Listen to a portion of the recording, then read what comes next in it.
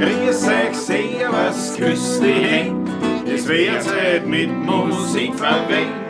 Ich spiel für euch die 16er Bund. Es hört Zeit Lieder aus früherer Zeit und manche haben sind schon vorher. Das Wiener Lied geht sicher nicht verloren. Der Patrick spielt die Harmonika, der Klausi zupft auf der Gitarre. Als Backel spielen wir noch den Werner Schahn.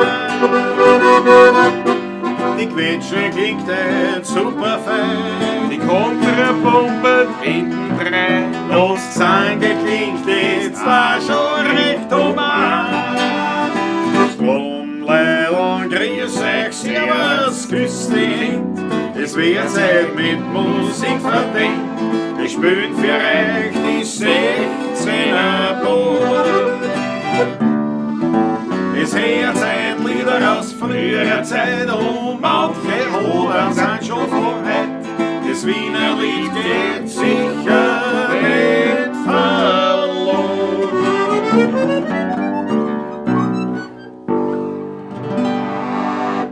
Grüß euch gut zu einer neuen Ausgabe der Pawlatschen aus dem Studio Donaufeld heute. Und zwar Pawlatschen Nummer 291. So schaut's aus. So schaut's aus. Habe ich die Ehre. Freut mich, hier wieder Gast sein zu dürfen. Ich freue mich auch. Grüß euch auch von meiner Seite. Zu einer besonderen Pawlatschen, weil die letzte im wöchentlichen Rhythmus. Ja, wie bereits angekündigt und die meisten von euch wahrscheinlich eh schon gelesen haben werden in der Videobeschreibung sozusagen, in der Vorbeschreibung sozusagen. Videobeschreibung war der korrekte Begriff. Ja. Das Video war ja noch nicht da, aber darum das Videobeschreibung hinkt ein bisschen nicht. Aber Das stimmt. Das stimmt allerdings. Aber ja, die meisten, die schon gelesen haben, ich jetzt, bevor wir da weiter drauf eingehen, Patrick, jawohl, werden wir gleich aktiv. Ja, Bist du bereit? bin bereit. Kamera, Kind, Patrick. Jawohl, ich begebe mich zu den Weinkühlschrank. Ich bitte darum, schauen wir, dass wir was zum Trinken haben für diese besondere Pawlatschen. Ja, schau her. Ja, noch immer nicht aufgefüllt, weil, ja, wann hätte ich das auch tun sollen? Den nehmen wir. Sgt. Pepper! Aus jedem Speigen, nicht? Oder Speichen, glaube ich, ja. oder Sierndorf, so irgendwo. Ich glaube aus Sierndorf. Dietzel ist in Sierndorf. Sierndorf. Aus Sierndorf an der Mark. Warte, ich übernehme. Ja, sehr gerne. Ich übernehme die Kamera. Warte Bitte mal. schön. So. Kamera. Kind Klausewitsch aktiv. Sgt. Pepper Weinviertel, der jetzt 2024. Du musst schon die Finger weggeben vom Etikett. 2004, Entschuldigung, Naja. jetzt kurz. Ja, Sgt. Pepper. Sgt. Pepper haben wir da. Erzeugerabfüllung Dietzel an Sierndorf an der Mark, Hauptstraße 65. Jawohl. 13 Volumensprozent haben wir da. Jawohl, öffnen wir. Bitte darum. Ja, den Glas einmal einschenken. Ja, das ist lieb. Schau her. Ui, gluck. Danke Schaut sich vielmals. das auch, bitte schön. Schenken wir bei mir auch einen Schluck Der allein. war schon gescheit. Ne? So, da Einmalig. Warte, die hänge wieder an, weil nicht, dass ich da wieder kein Handy habe. Ne? Das wieder, was ist ja, das war ein Blödsinn. Das braucht man nicht, nämlich keine groben Störungen. Kutzi. Bitte um Verzeihung, meine Lieben. Also schauen wir einmal eine, was der kann. Ein grüner Veltliner natürlich. Ein Weinviertel DRC muss ein grüner Veltliner sein.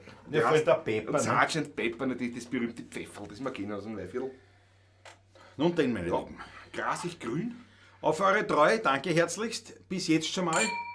Und auf weitere viele weitere. Pawlatschen heute nicht mehr in so häufiger Reihenfolge. Aber auf euch Pawlatschisti jederzeit. Jederzeit. Sehr Prost. Ui, der tief da. Ui. Ja, und der hat ein Pfefferl.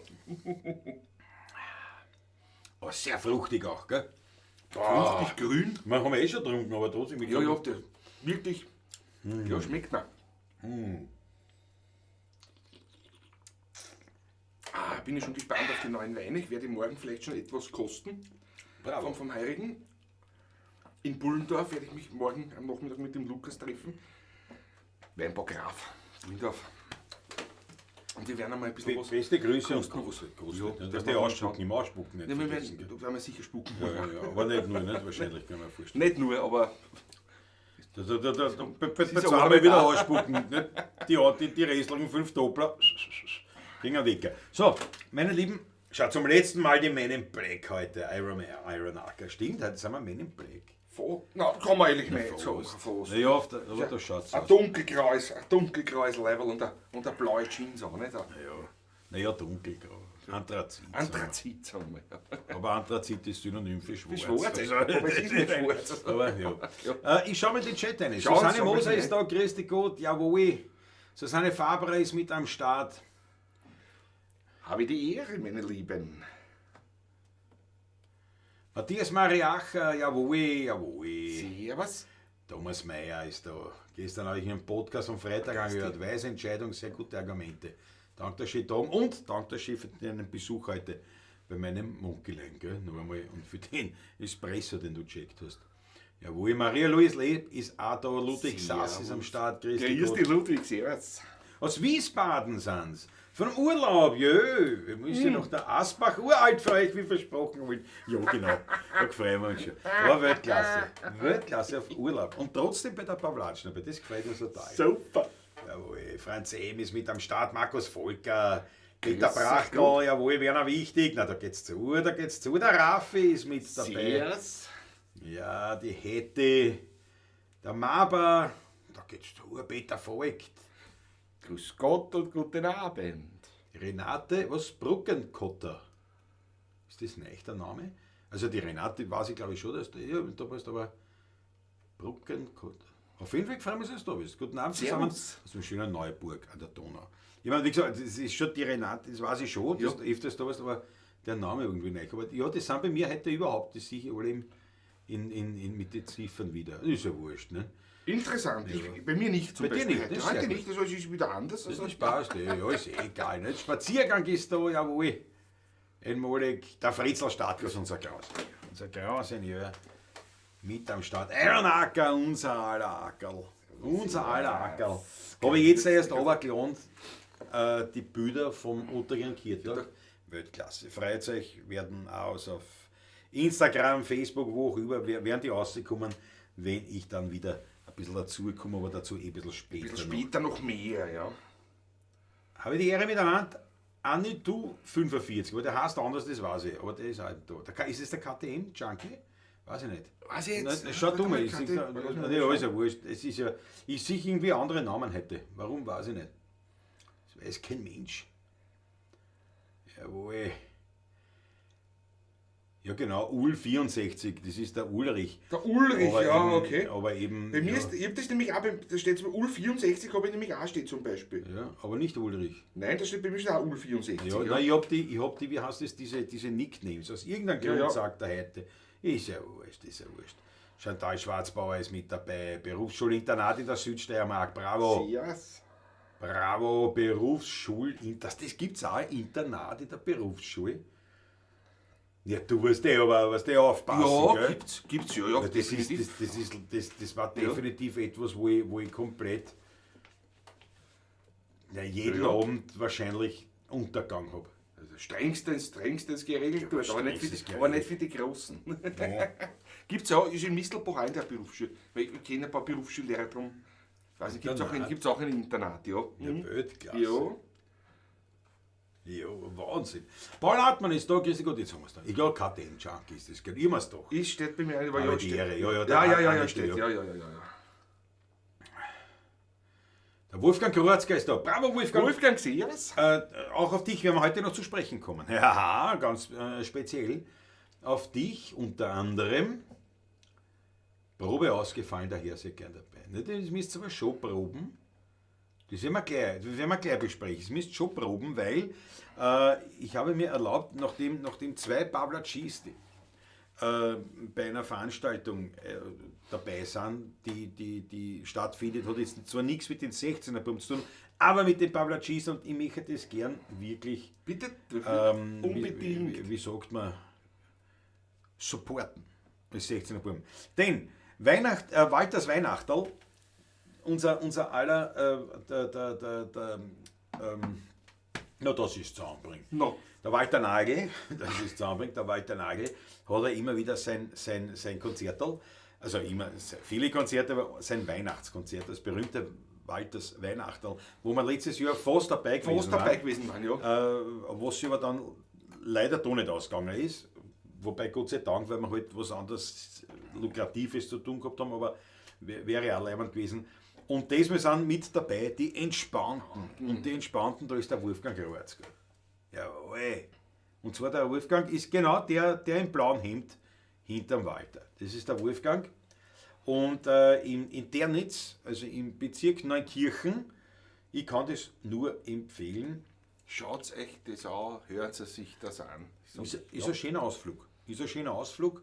Packt euch zusammen und gebt euch Walters Weihnachterl mit den Entspannten. Dann haben es gleich 2 Pablaciste auf der Bühne und leibende Musiker. Und ein Gaudi auf jeden Fall. Das möchte ich wirklich hier promoted wissen. Ist ans Herz zu legen. Absolut. Absolut. Und ich werde es wahrscheinlich auch noch, wenn ich da denke, posten bei uns. Ansonsten findet das sicher, wenn es eingibt, Walter Nagel oder die Entspannten, dann findet ihr auch nochmal diesen Termin. Also in diesem Sinne, Wolfgang, die Proben nicht ausfallen lassen, gell? Weil das ist, weißt du, ja. Geht nicht, das geht einfach nicht, weißt du? Das geht nicht. Landtagsschauer Markus ist da, grüß dich Gott. Ja, bei der Renate spinnt auch das YouTube, irgendwas haben sie da, ja. Rodolfo Corbetto sagt auch grüß euch. Der sagt, das ist ich gerade dazu gekommen. Rudi, servus. Ja.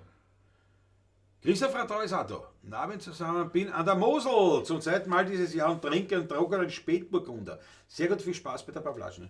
Auf dem Spätburgunder. Auf dem Spätburgunder. Und auf dem Mosel. Wir Ja, sehr zum Wohl. Drehen gleich erst. Auch beim Franz schauen die Namen anders aus. Ja, dann ist jetzt gerade irgendwas. Ja, ist offenbar was von YouTube. Ja.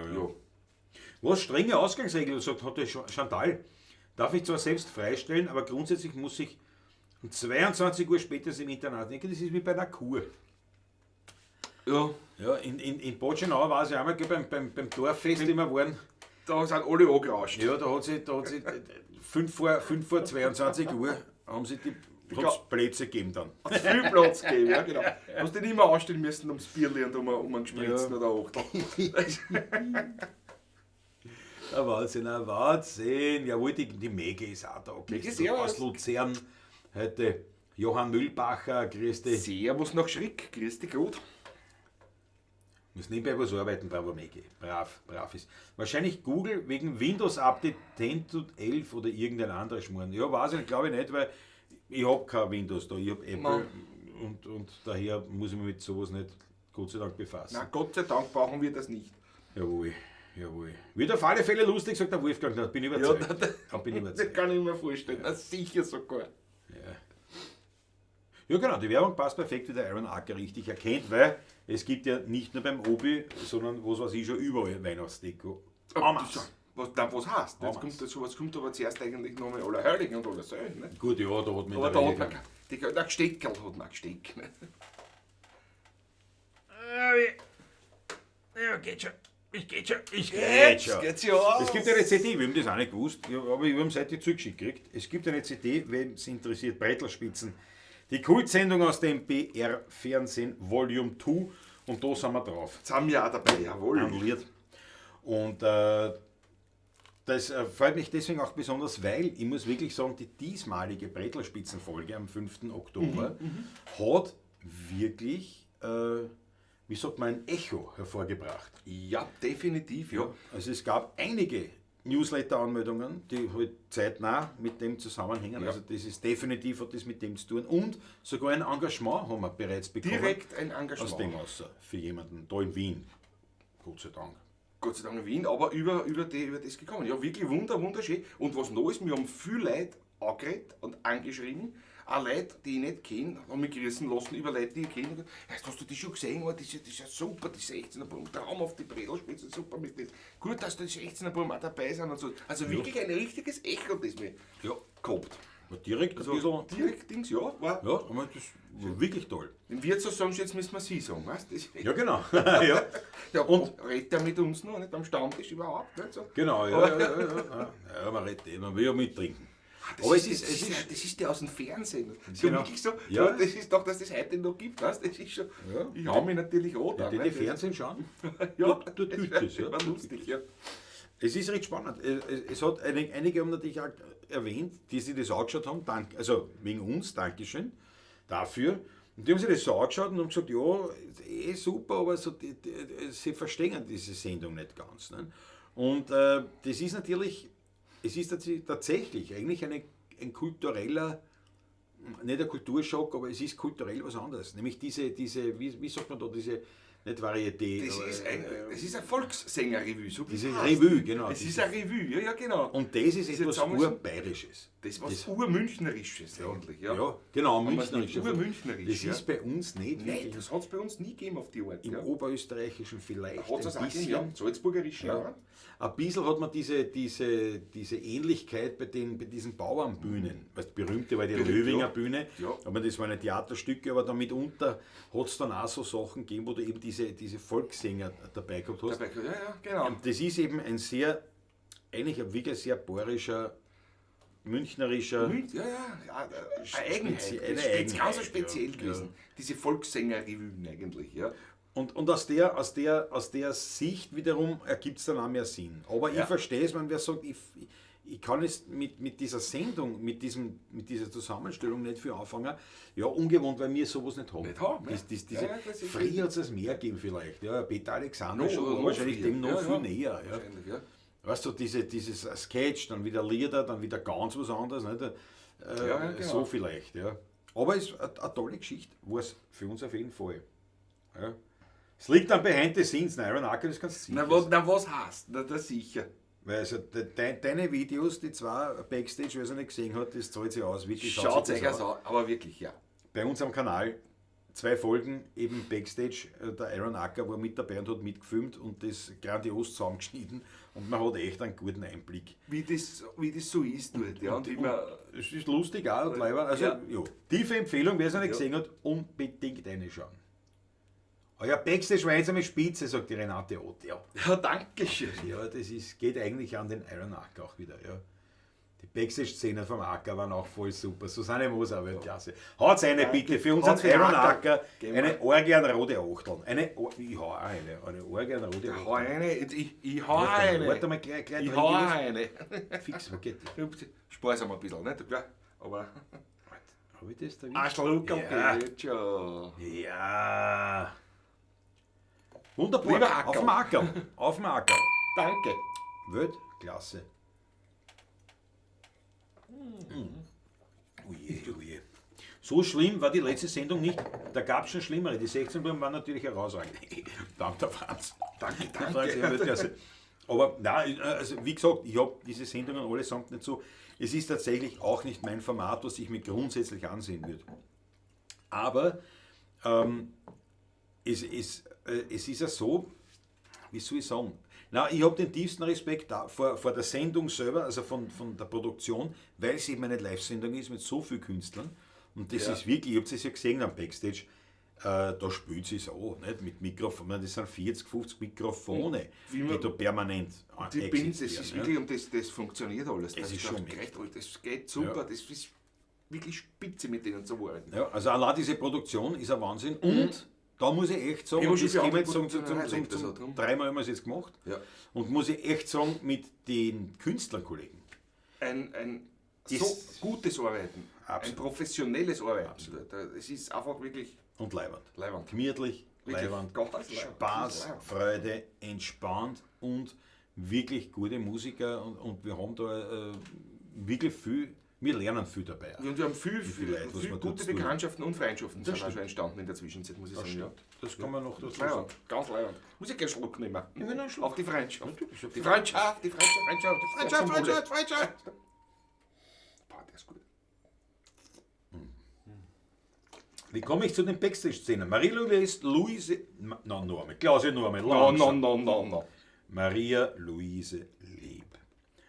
Du, bei uns auf dem YouTube-Kanal. Brauchst nur schauen bei den Videos. Das ist halt, dann siehst du Brettlerspitzen, Teil 1, Teil 2, Backstage oder wie es heißen. Weiß jetzt nicht. Aber bei uns am Kanal musst du schauen. Da findest du das. Da Ist ganz einfach. Einfach am Kanal. Unbedingt ausschauen. Ja. Aber ihr habt gut mitgesungen. Frech Renat. Ja, genau. Das ist für uns immer die größte Herausforderung in diesem Chor dann. Ne? Die 2 Zölln, Zölln. Zölln, ja, dass man da reinkommt. Ja. Das geht gar nicht so einfach. Ja, dann kennen wir schon die Texte, in- und auswendig. Gar nicht so einfach. Gabriele Zimmer, grüß dich Gott. Geschichten mitten aus dem Leben und zum Schluss dann noch, wie herrlich ist das Leben. Ja. Mit der Couplet AG macht es mehr Spaß. Ja, die sind ja sowieso leibend. Also und wie gesagt, das sind die Musiker. Gut, und wie gesagt, die Musiker, die Brettl-Spitzenmusik, die Sänger begleiten, die sind sowieso Wahnsinn. Also das ist wirklich gut. Also also wir können nur schwärmen davon. Muss ich ehrlich sagen. Als Künstler können wir nur davon schwärmen. Weil wir mit einer so Backstage und abseits der Bühnen auch musiziert gemeinsam haben. Und es ist ein Genuss. Musiziert und getrunken. Und getrunken auch, ja. Und das ist ein Genuss. Das ist schon wesentlich. Muss wirklich viel Freude dabei. Ja. Beruht auf Gegenseitigkeit, muss ich ehrlich sagen. Definitiv.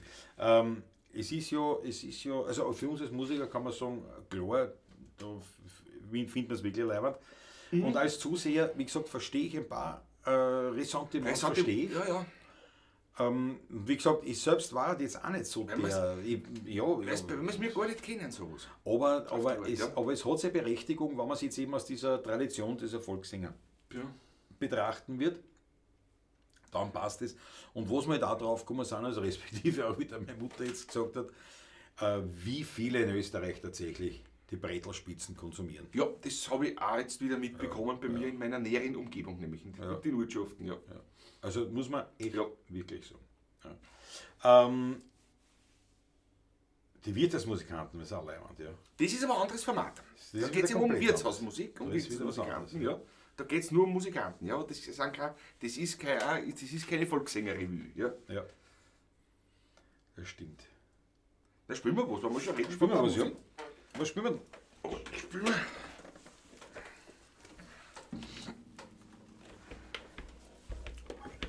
Gelüstet dich noch etwas? Nicht gelüstet, ich bin noch nicht frei im Kopf. Noch nicht? Hast du sicher was drauf? Es ist schön mit einem Freund. Nein, ich glaube, es müsste ein Weintraum geben, so groß. Ja, können wir auch machen. Das war doch jetzt das, oder nicht? Ja, das ist gut, das ist gut.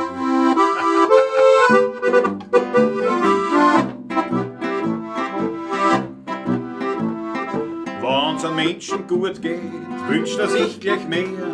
Das ist zwar eine Schwäche oder Kamerad. Jeder wünscht was anderes in der Fantasie. Und weil ich einen Wein gern trink, darum wünsch ich mir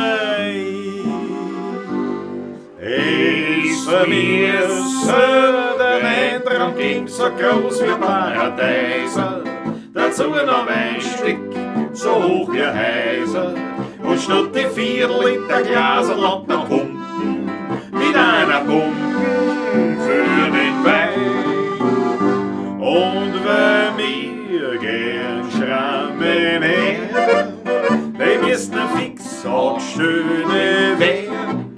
Und wenn wir dann noch jede Woche außerdem an 6 machen, fehlt uns nix mehr bei uns im Wehr. Schon als kleine Kinder haben wir Fantasie und gehofft, dass alles einmal Wahrheit wird. Heute als armer Sünder sehen wir's langsam ein, manches wär gar wunderschön, doch es soll nicht sein. Mir sollt Weintraum geben, so groß wie Paradeiser, dazu noch Weinstück so hoch wie Häuser. Und statt die 4 Liter Glaser lässt da unten mit einer Pumpen für den Wein. Und wenn wir gern schrammen her, die müssen fix angestellte werden. Und wenn wir dann noch jede Woche außerdem an 6 machen, fehlt uns nix mehr bei uns im Wehr.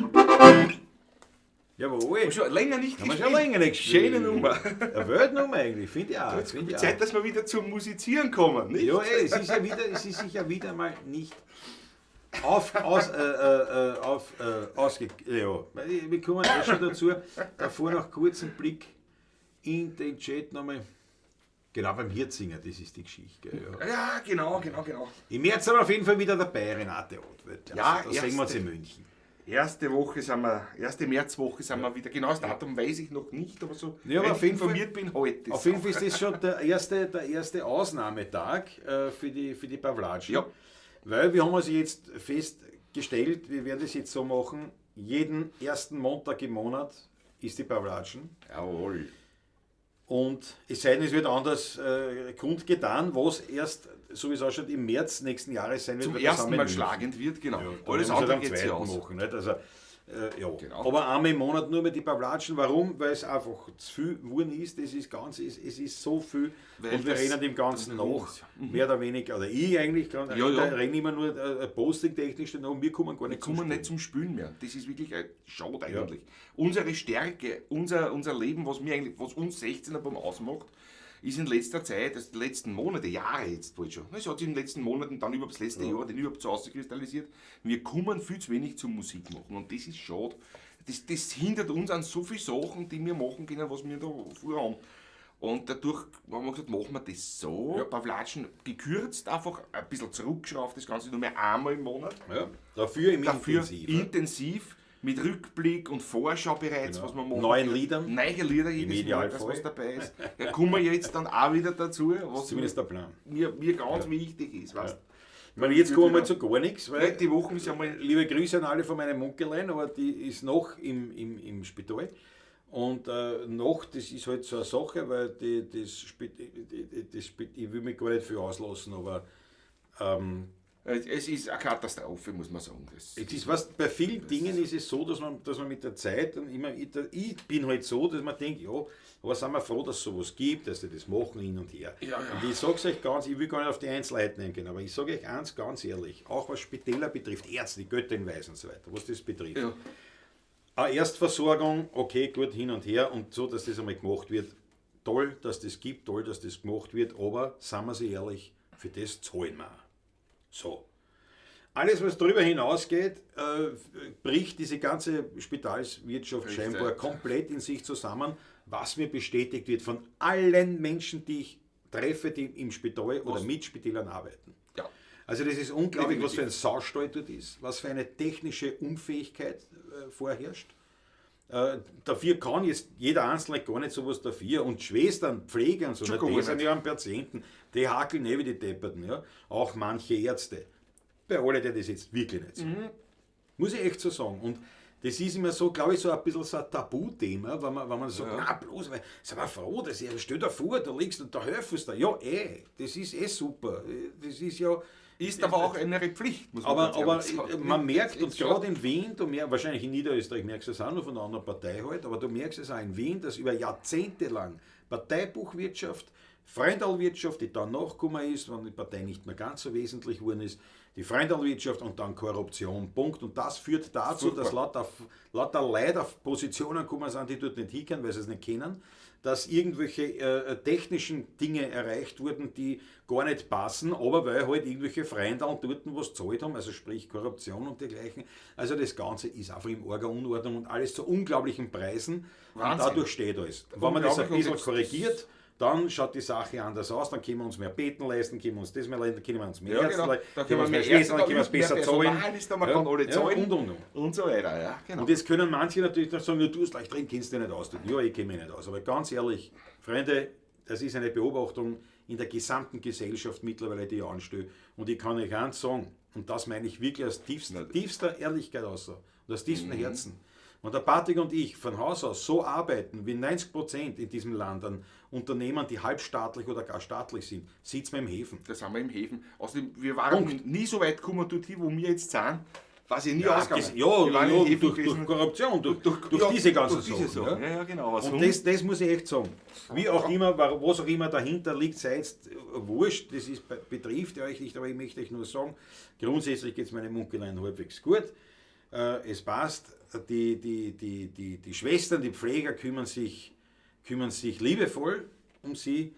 Der Rest ist System und damit mittlerweile Furchtbar. wirklich ein Dreckshaufen.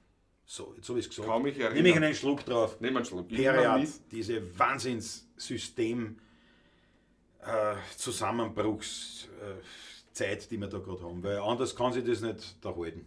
Gibt's nicht. Nein, ich habe das selbst am eigenen Leib vor 3 Jahren mitbekommen, das war damals schon so.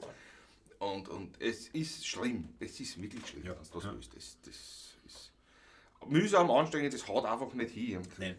Und das müsste vieles nicht sein und das ist auch der Das Grund, ist warum ich jetzt auch wirklich über eine Woche mehr oder weniger komplett ausgefallen bin. Komplett verschissene Wochen eigentlich. Komplett. Kann man wirklich sagen. Jetzt nervlich geht das schon, man nervlich auch, ist es auch Schon. anstrengend alles, aber auch Schon.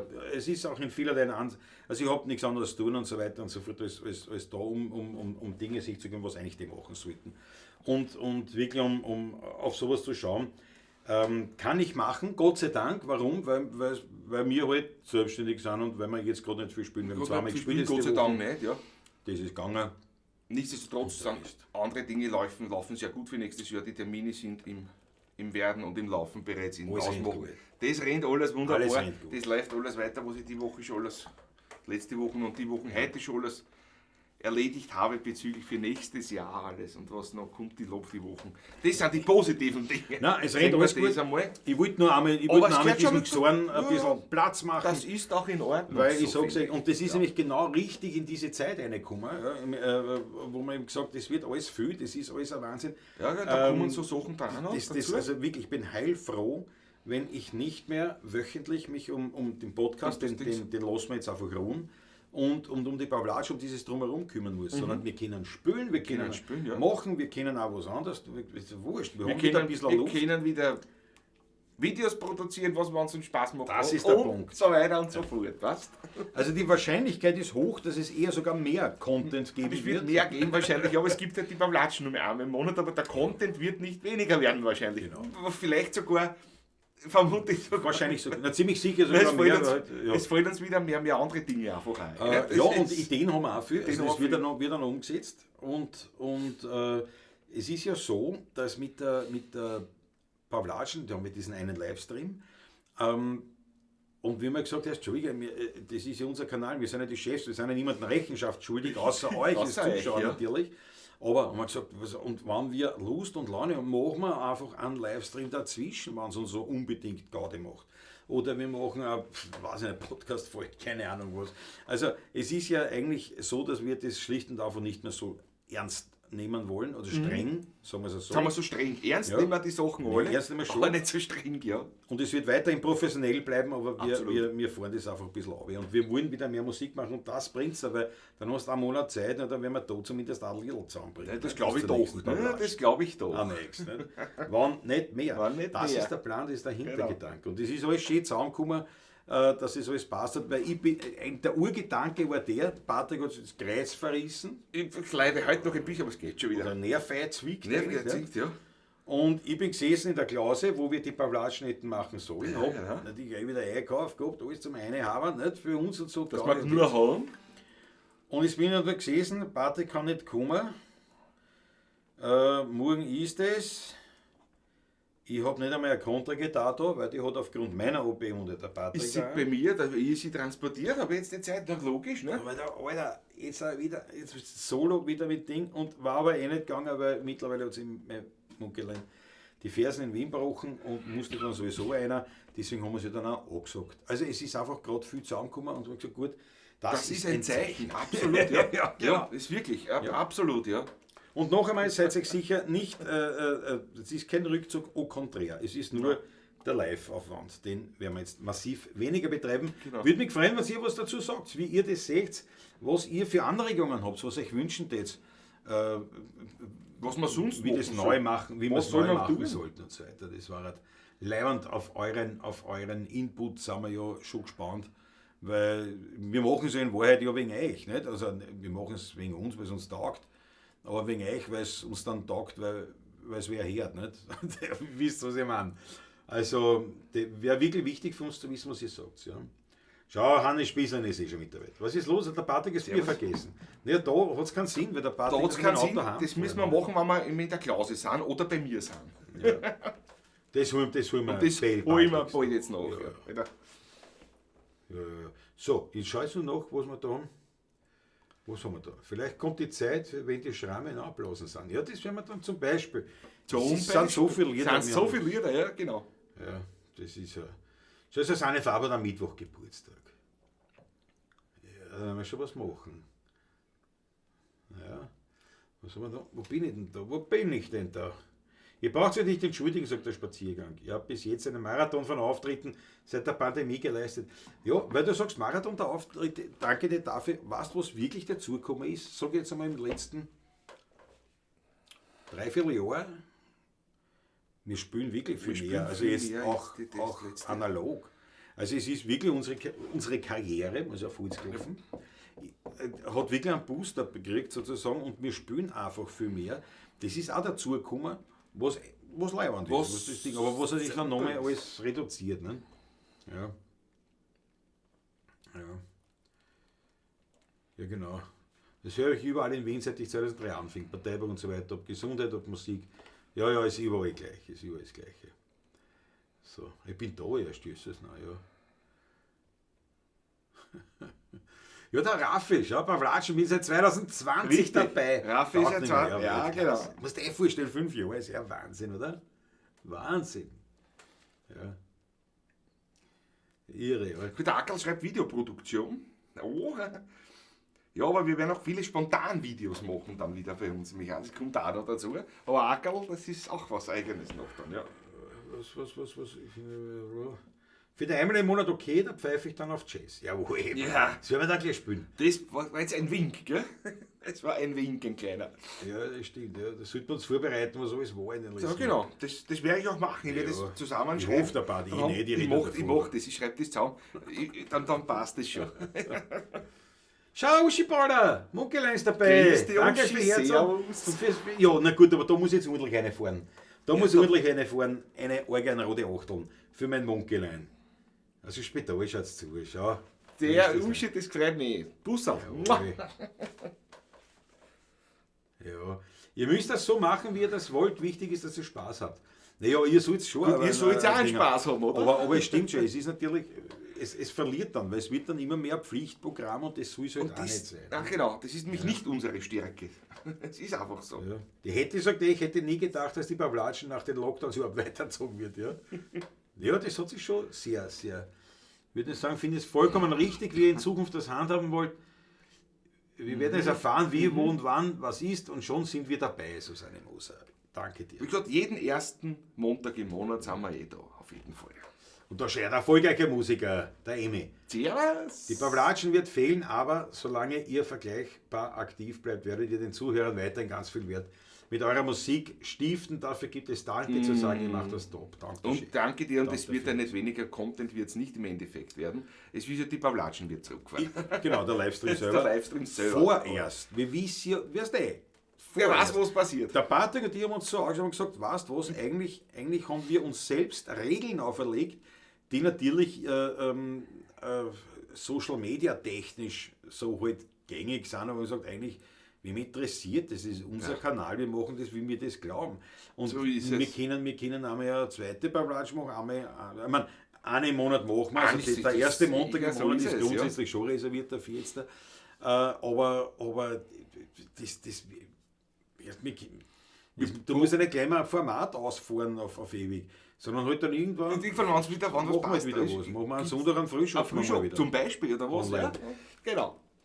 Alle Möglichkeiten. Und weil der erfolgreiche Musiker gerade da ist, der Emi, Freunde, am 27. Oktober, Ja. ein Montag, wo früher hätte man gesagt, da ist Pawlatschenzeit, da habe ich für nichts Zeit, weil diesmal ist ja kein Pawlatschen, aber ihr seht trotzdem in Klauseburm. Auf Interview im Podcast.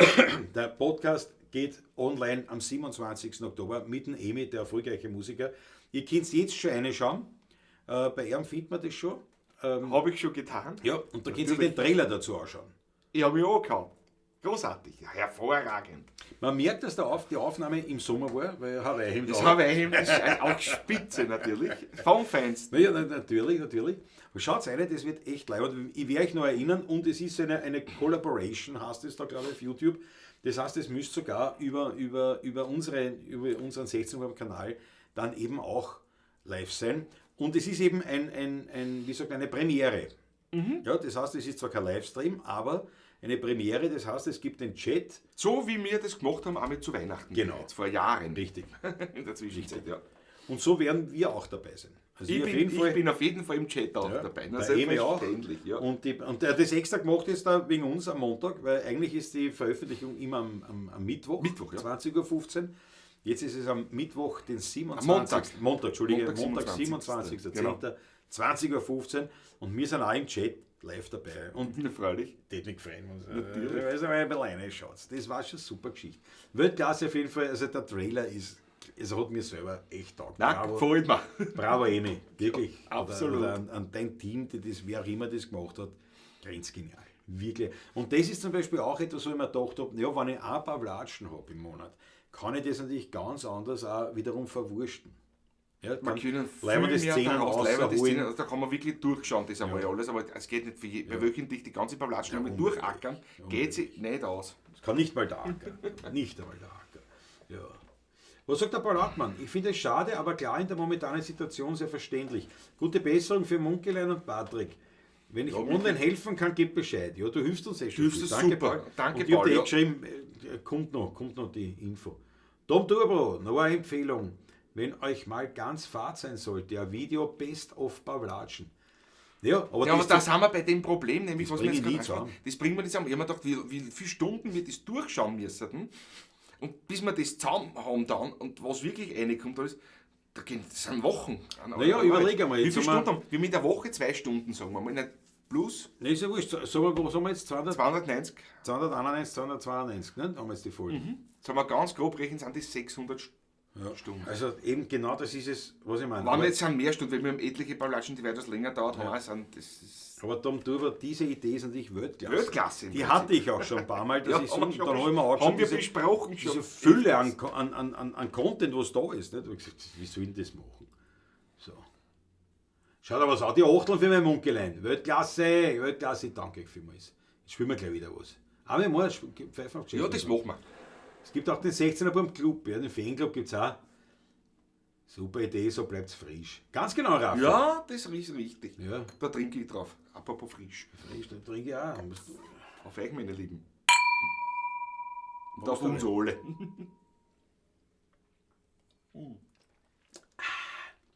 Am wichtigsten waren die Pavlatschen des Lockdowns. Fehlen mir da ein bisschen ein Chat. Ja. Der Trailer ist brutal, ja genau. Der ist super, der ist Weltklasse. Der Klaus haut da heute die Wuchteln raus. Das war urschwer beim Trailer, da die besten Szenen rauszusuchen, weil es so viele gute Szenen waren. Ja, mal vorstellen. Ich kenne ihn Jawohl. seit. Naja, wir kennen uns noch. Jahrzehnte kennen wir einander. Schau, die hätte gesagt, der Munk oder Munk. Ist bei uns in der Schweiz ein Murmeltier. Munkelein ist ein Murmeltierchen, mein Lieb. Ja, genau. Ja, genau, Ackerl. Na geht's, habe ich an die gedacht. Nein, das schaue ich mir nicht alles nochmal durch. Ja. Vielleicht kann ich die KI helfen, sagt der Matthias Mariacher. Die Pavlatschen und Sichten, ja, auch das habe ich ja schon probiert mit vielerlei so Mit das viel- ja. Wienerisch bockt's noch nicht. Das ist einfach, das bockt's. Also, das geht nicht. Das geht Habe ich nicht, schon das in geht viel, nicht. viel so mit einigen Programmen versucht. Das eine und andere funktioniert dann schon, aber da war der Podcast besser, weil das war reines Nur Sprechen. wenn du sprichst, Da ist gar beim nicht so Gesang schlecht. wird schwierig, ja. Ja, Gesang, da steigt Geht's er gar aus nicht. komplett, das kann man auslöschen. Und Mhm. der Rest, das ist, wenn wir da so sitzen und reden, beim Podcast ist was anderes. Da redet man wirklich Na, da reden wir anders und deutlicher halt, weiß ich viel nicht. deutlicher wahrscheinlich, ja. Und da weniger Dialekt vielleicht. Ja, das ist halt so. Ein Best-of geht es ja auch zusammenfassend machen. Ohne alle Videos sichten zu müssen. Ja, ne, schauen wir mal dumm drüber, was wir zusammenbringen. Jedenfalls, also braucht es gar langsam, auch der Chat ist wieder. Vielleicht machen wir ja immer wieder mal Videos, wo man dann eben auch an einem Montag, ich werde immer schauen, dass man die Veröffentlichung an einem dass man es Montag an einem macht. Montag macht, ja. Und wenn es ausgeht, wenn das irgendwie was ist, was, ich meine, das ist ein Lied, so ist ja nicht aus der so jetzt Premiere nicht mit aus, 3 ja. Minuten. Man kann man auch machen, aber ja. Aber wie gesagt, es geht wirklich darum, dass wir ein bisschen freigespielt kriegen. Und das betrifft jetzt Absolut, nicht ja. den Montag selber da, ja, diese 2-3 Stunden. Das betrifft Die Vorbereitung und die komplett Nachbereitung, das- was du alles das hast. sowieso. Da. Also Es diese ist ganze einfach- Social Media drumherum. Und Ja, und wir müssen zusammenkommen. Wir müssen zusammenkommen immer. Das Ja. heißt dann wieder draußen in der Klause, muss man wieder schauen, weil das halt immer am Montag, das ist halt immer, eine Woche ist halt immer geteilt dann und wir können eigentlich nichts machen, weil am Montag müssen wir schon wieder irgendwo zusammenkommen. Zusammenkommen, ja, genau. Und das ist einfach, und da haben wir jetzt gesagt, jetzt reicht's wieder. Patrick ist kreuzverrissen, habe ich gesagt, gut. Alles zusammen. Das ist ein ich Zeichen. kreuzverrissen, dann ein paar Stunden später drauf, quasi die Uschen. Am nächsten Tag war es dann. Am nächsten Tag, ja. Aber einfach in der Zeit und man sagt, gut, das soll ein Hinweis sein, was passieren wird, wenn wir wieder ein bisschen geerdet sind in der ganzen Geschichte. Ja, dann das wird uns schon noch Wir was haben uns einfallen. voll genug neu. Jetzt Wir aber- können sich sicher sein, natürlich. Ja, Jetzt absolut. aber heißt es wirklich. Ja genau, jetzt im Winter. Iron Arca, da ist es ja Zeit, aber jetzt im Winter. Ja, da muss er nicht für Motorrad fahren, das stimmt. Das ist richtig. Du musst eigentlich Zeit haben, das ist eigentlich Gibt's richtig. ja nicht, ne? Bravo, dann Turbo. Gut, dass du das sagst. Warte, Patrick, bevor du spielst, Jawohl. nachschenken, bitte. Jawohl, bitte schenke nach. Ich bin so frei. Schaut euch den Trailer an. Also schaut euch dann auch diesen Podcast an, unbedingt. Das ich kann mir das vorstellen. Das wird leid. War aber sehr lässig auch beim EM im Studio, muss ich wirklich sagen. Ich bin, Und da ja schon, sitzen Größen. ich bin ja gespannt, was für Wuchteln noch kommen. Ja? Naja, Wuchteln, ich habe ja an sich jetzt keine Wuchteln Ah ja, gesagt, sondern ich habe halt erzählt. Kenne ich schon.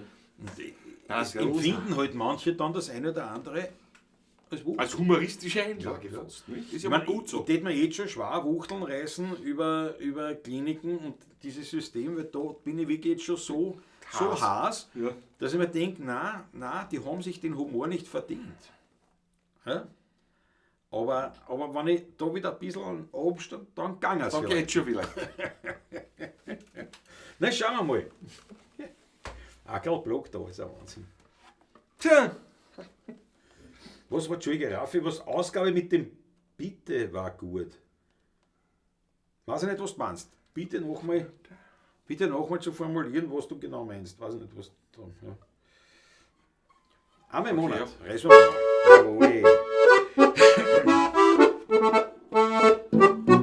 Einmal im Monat, da pfeif ich auf Tschüss. Ich hab vom Vater so ein Adress. Ich nehm mein Madel und fahr nach Grinzing hinaus. Dudel mit, tut aus. Spülen siehst die Schrammen, da wird man nicht fahren. Und ich vergiss ein Musikautomat. Ich brauch keine müde Musik, hab sonst kein Verbiss.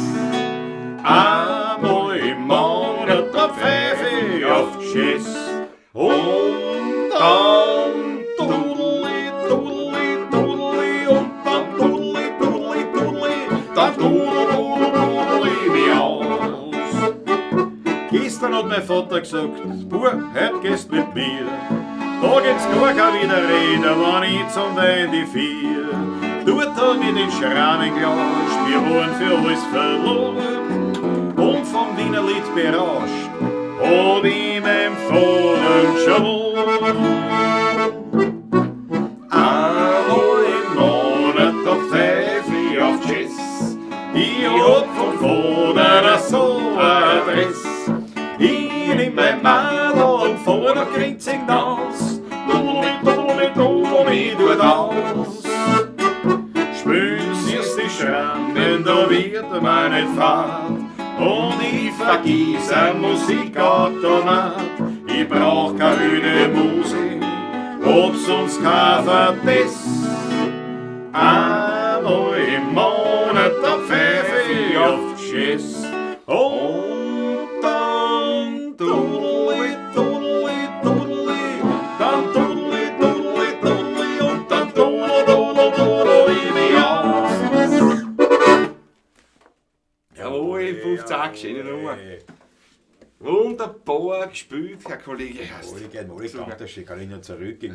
Schau, der Franz hat eine gute Idee. Franz M. für Uschi könnte in Werner Chemie spielen. Schau, das ist halt, das der ist Franz M. kennt halt natürlich die Lieblingslieder. Ja, auch von meinem Schnurl. Das sollen wir machen, ja. Ja. Emi im Mindenzirkel, was, ja. Nein! Das ist natürlich auch der Punkt.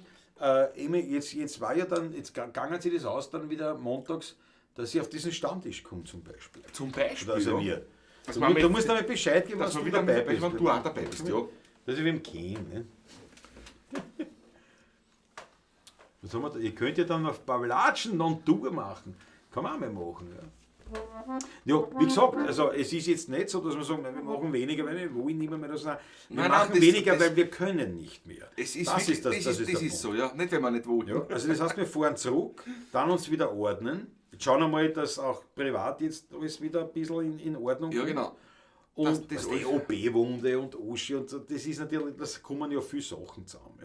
Ja. Aber auf jeden Fall, und Aber auch in der restlichen Familie, muss ich auch sagen, es, ist halt es rennt halt gerade nicht wirklich rund.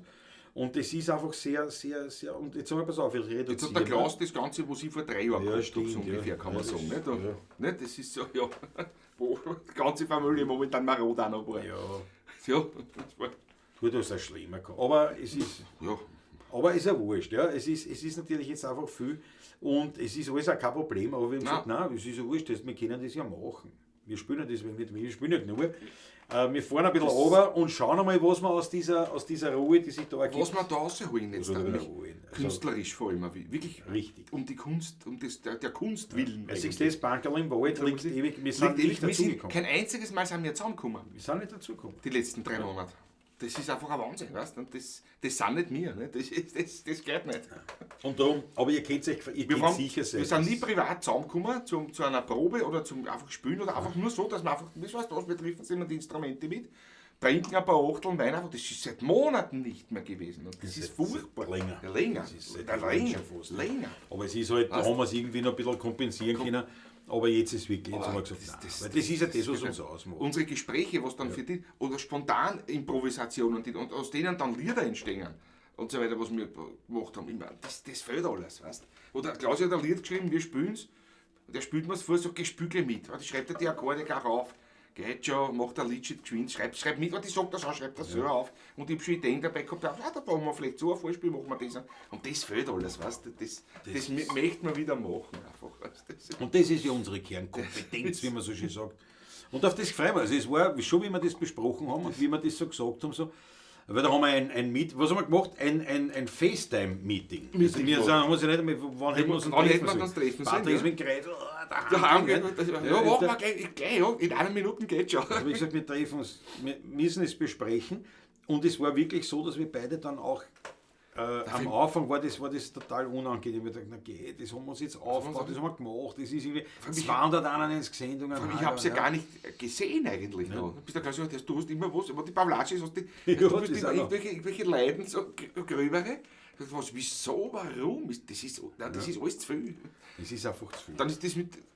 nein, Und es war wirklich so, wie wir dann gesagt haben, pass auf, dann haben wir Es war eine Befreiung. Dann haben wir gesagt, was eine Befreiung. Wir haben uns Absolut. richtig wohl gefühlt, aber ebenso mit einem gewissen, jawohl, also nicht jetzt haben wir was los, jetzt haben wir was sondern los, nein, ja, gar nicht. jetzt haben wir wieder, jetzt können wir wieder. Jetzt können wir wieder geht's tun. Also die Zeichen stehen gut, dass das wirklich was bringt. Ja, ich glaube ja. Zeichen stehen gut. Ja. Ein altes Sprichwort sagt, in der Ruhe liegt die Kraft. So schaut es Das aus. ist ein Ja, wir Beweis. müssen ein bisschen runterfahren, damit wir wieder mehr Zeit haben für die Musik, für das Miteinander spielen. Weil das ist ja auch unsere Kraft, sagen wir es ehrlich. Ja. So, Raffi versteht ja leider noch immer nicht. Ausgabe mit den Bitte war gut, bitte mit der Fußwaschung. Was war mit Fußwaschung? Jesus, wie ich demonstriert habe, dass ich mit dem Fuß ins Waschbecken raufkomme. Mit Bidet. Mit Bidet, die Geschichte, mit der Maggie. Das Bitte. Das Bidet? Ja, aber da weiß ich gar Ich weiß auch gar nicht mehr, wann das Das war. ist alle, du, es ist ja ein Wahnsinn. Ich habe da so externe Brauchst kein Festplatten. Bidet, ich wasche mir die Füße zur Not im Waschbecken. Ja, genau. Und du sagst mir nachher drauf, geh, schau immer an, wie du den Fuß machst. Weißt du was, kommt's mit? Ja.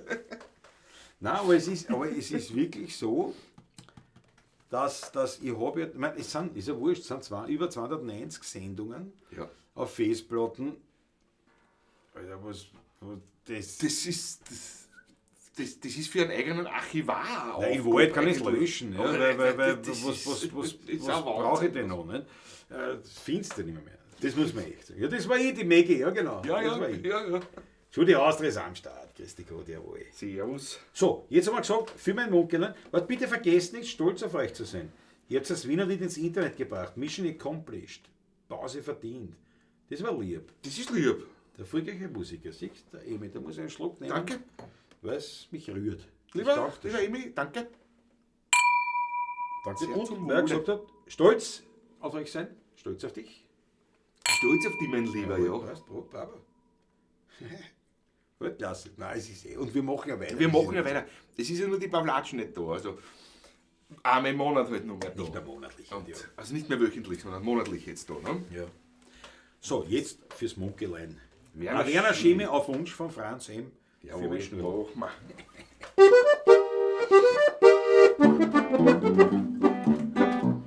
In Mädling in ganz ein kleinen Häsel, das wird so zum goldenen Kranz.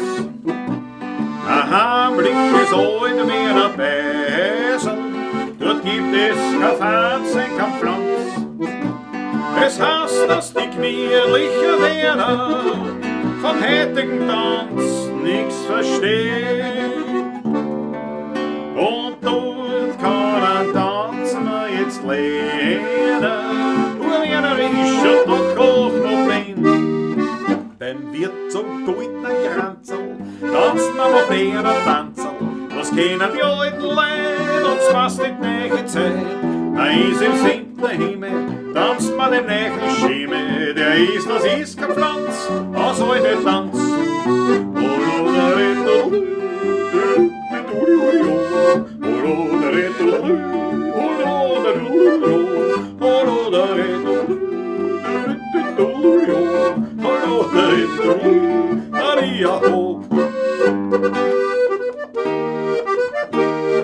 Und der erste und einzige Dudel, den es von mir gehört hat. Gar lustig ist dort wie ein Kioto. Man braucht dort kein Smoking, kein Frack. Man tanzt ohne Rot und mit Viertel. Man braucht keine Stiefel aus Lack. Die Kirchen, die Plane, die Anna tanzt wienerisch fesch. Voi Hamor, du Lio, mit Wirschbom unter den Graben und singt noch das Stanzel dazu. Beim Wirt zum Tuitner Kranzel tanzt man moderner Tanzel. Das kennen die alten Leute, uns passt die neue Zeit. Man ist im 7. Himmel, tanzt man den neuen Schimmel. Der ist, das ist kein Pflanz, so soll der Tanz.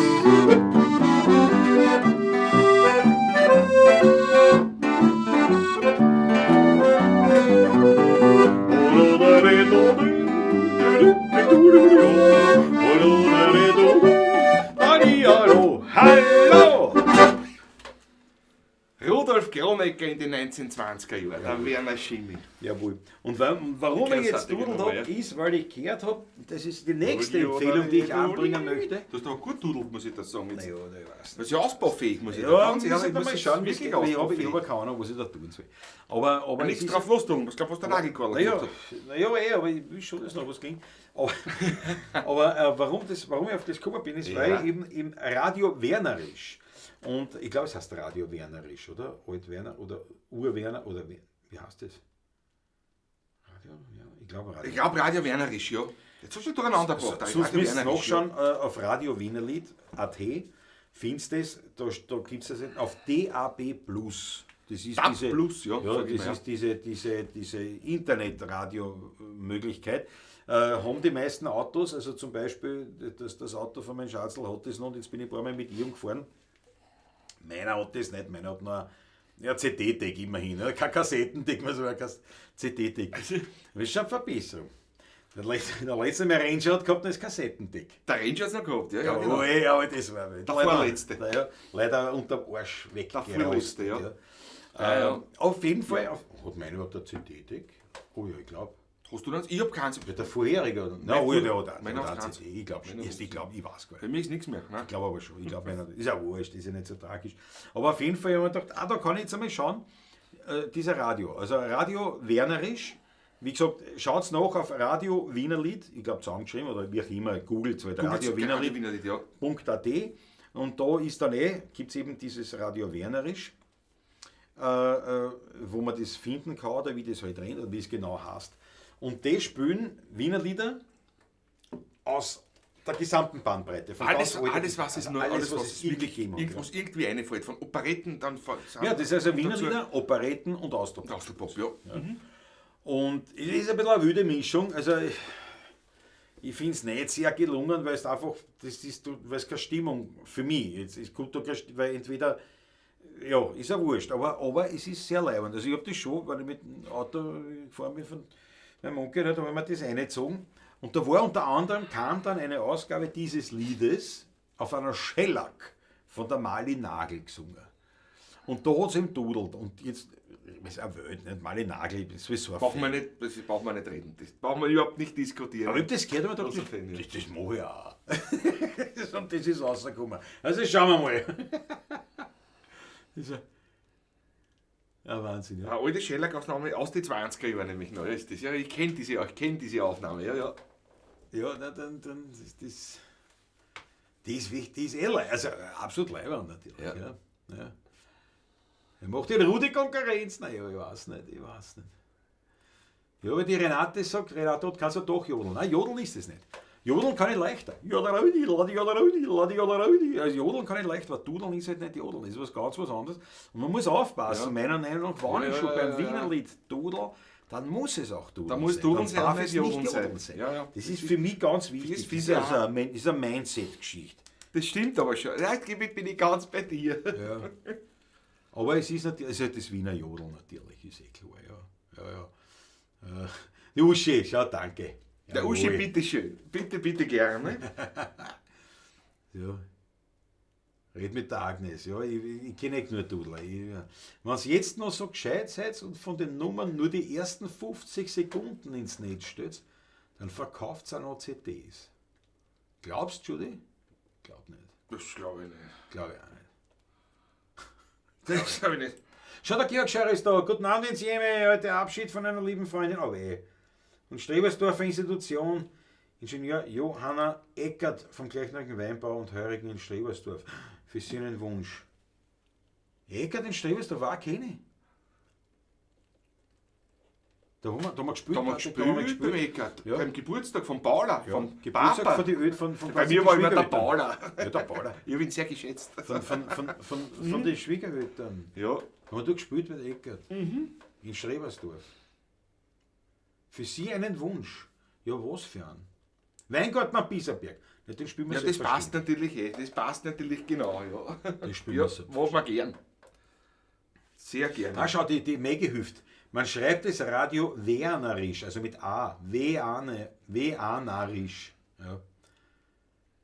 Ich kann nicht, das ist ein Radio von Erich Zipp. Nein, das ist nicht von Zipp, Erich, aber er ist da involviert. Und die Sendung, diese Radio Wienerlied-Sendung, was sie einmal in der Woche produzieren, die ist auch unter anderem in diesem Radio zu hören. Und ich glaube, es hat also der Erich respektive die Marion Zipp stellt natürlich wahnsinnig viel, oder hat da redaktionelle Mitarbeiter, wie ich das nennen genau. will. Aber sie sind da stark involviert und bringen natürlich aus ihrem Archiv wahnsinnig viel mit da rein. Aber es ist jetzt nicht die Radiosendung von den Zips, weil das ist eben rein nur eine Internetsendung, wenn man so will, Radio Wienerlied, aber die geht auch dort auf. Ja. Finde ich sehr gut, sagt die Maggie. Ja, die kennt das eh. Ich find auch, wie gesagt, mir ist die Mischung, Die Mischung ist mir schon- extrem machen, weißt ist du? mir schon, die ist schon hart, muss ich sagen. Ja, Also ja. für mich ist das schon ein bisschen. Und es gibt Dudelkurse in Wien, macht ein Volksschulkollege. Bravo, Renaka, da geht nicht hin. Nicht wegen einem Schulkollegen, sondern ich gehe sicher nicht in einen Dudelkurs. Sicher nicht. Nein, Auch das ist wieder Erfahrung über die Jahrzehnte, das bringt uns nichts. So bringt es uns Nein, nichts. also, nein, ich würde es ja anders das ist sagen. nicht So so- wichtig so ist mir nicht, dass ich wichtig. ein Da war dass ich wichtigere Sachen jetzt, zu tun. jetzt bin ich im Podcast los und die Bablage in groß und dann gehe ich auf einen Dudelkurs. Na, bravo. Wir wollen ja wirklich spielen. Wir zwei wollen wieder gemeinsam spielen. Nicht? Richtig. Ja. Warum sollen Menschen eine CD kaufen, wenn sie alles im Netz kostenlos haben? Na, kostenlos kannst du aus dem Netz nicht viel haben. Aber natürlich, also alles kostet was. Auch wenn es nichts kostet, dann kostet es deine Daten oder was auch immer. Aber es ist halt so, ich kaufe auch keine CDs, weil wozu ist das Streamen ist für mich viel praktischer. Viel praktischer, ja, absolut. Und viel billiger. Was ich mir Du, was anhöre Wichtiges über hat's, Stream, ja. wenn ich das, sage ich ganz ehrlich. Und der Punkt ist der, es gibt ja viele Diskussionen darüber. Aber der Punkt ist Seit der, Jahren, es ist ja, so, ja, es Punkt. ist so, ja, Es genau. passiert so, die Gesellschaft ist ja so, ich als Musiker habe viel mehr verdient, wie es noch nicht Streaming gegeben hat. Und das wird immer weniger werden, was man verdient. Das wird immer das weniger. wird weniger werden auf die Art und Weise. Das Ja. ist Von so. dem wird es weniger werden. Ja. Das Ist auch aber so. keiner gekauft, das ist jetzt so. Aber das ist nach dem Motto, das ist ja so, lebt damit. Punkt. Es ist müßig darüber zu reden, ob das jetzt gut Ja. oder schlecht ist. Nein, es ist so. Wir können uns nur überlegen, was machen wir stattdessen. Was machen wir stattdessen? Und auf das kommt es aus. Und wer Qualität liefert, das ist heute mehr denn je. Wer Qualität liefert, ist mit dabei. Wer keine Qualität Definitiv. liefert, hat heute auch nicht mehr die Möglichkeiten, weil das macht alles die KI. Weil die macht hohe Qualität, was diese Mainstream-Geschichten betrifft, da kommt man nicht viel mit. Also das wird bald aussterben an Musikern, das macht die KI. Aber den Rest, Den das Rest machen der dann Musik. das machen analoge Musiker. Der handgemachten Musik. Und auf die Zeit gehen wir, für uns ist eine Goldgräberstimmung. Ja. Aber natürlich, jetzt ist einmal ein bisschen ein Rückschritt, das muss man schon sagen. Aber ich kann es nicht ändern. Und ich streame halt auch, weil was für eine CD. Die ganzen CDs, die ich habe, sind fast alle hin. Ja, ich habe etliche Ich habe alle nicht mehr entsorgt. Ja, ja. gelesen, Ja. Ja. So, was haben wir da? Jawohl, die Megi hat den Tudelunterricht bei der Agnes gemacht. Ja, wie crazy schon. Tudeln ist eh einfach. Die hole o. Ole hole o. Ja. Wie geht das? Ich stehe da, na, wie geht das? Der Prokopetz hat das Lied. I Lotto. I lot o, do lot i jo, i lot o, jo, do lot i jo, di do lot i jo, i lot o, jo, do lot i jo, do lot i jo, di lot i jo. Da lade ich auf, das können Sie mir aussehen mit. Ja, genau. So, was haben wir gesagt, Patrick? Schwimmer? Was haben wir jetzt Also, gesagt? da gar nichts haben wir noch Oh ja, gesagt. Biesenberg haben wir Biesenberg gesagt. muss man noch, genau. Und der Und der Rudi, Quartetto was hat er? hat gesehen, geht, es ist schön mit einem Nein, selbstverständlich. Den fangen wir gleich an. Den fangen wir gleich an. Biesenberg für die Familie Eckert, jawohl. Jawohl. Aber fangen wir mit der Fangen wir mit Freundschaft an. Ne? Freundschaft, ja.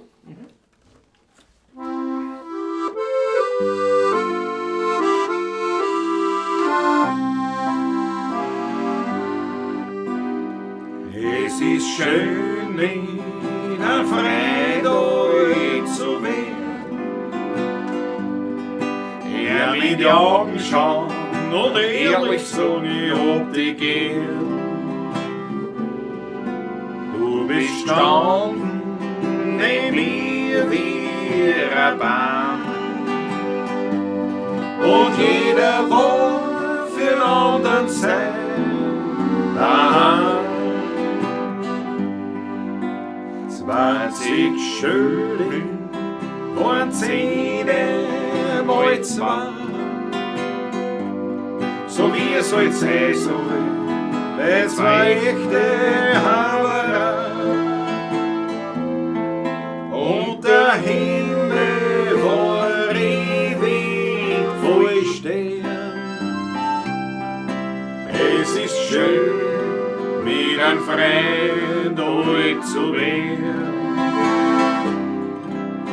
Es ist schön, mit einem Freund alt zu werden. Vor einem Weingarten. Ich hab einen Weingarten am Biesenberg. Ich bin da gern, weil mich kein Mensch dort stört. Ich schau den Rehm dort beim Wachsen zu. Ja, ich hab dort mein Geruch.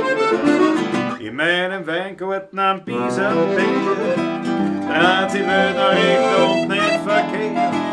Man kann die Vogel dort nur singen her und am Himmel da siehst die höchsten Sterne. Und nach einem Regen sich die Wolken erst verzogen. Dann sehe ich über Wien einen großen Regenbogen. In meinem Weingarten am Biesenberg, das Fleckerl-Erdnis mir allein nicht kennt. Dort wächst, ich sag's ganz nebenbei, das allerbeste Brepferl-Wein.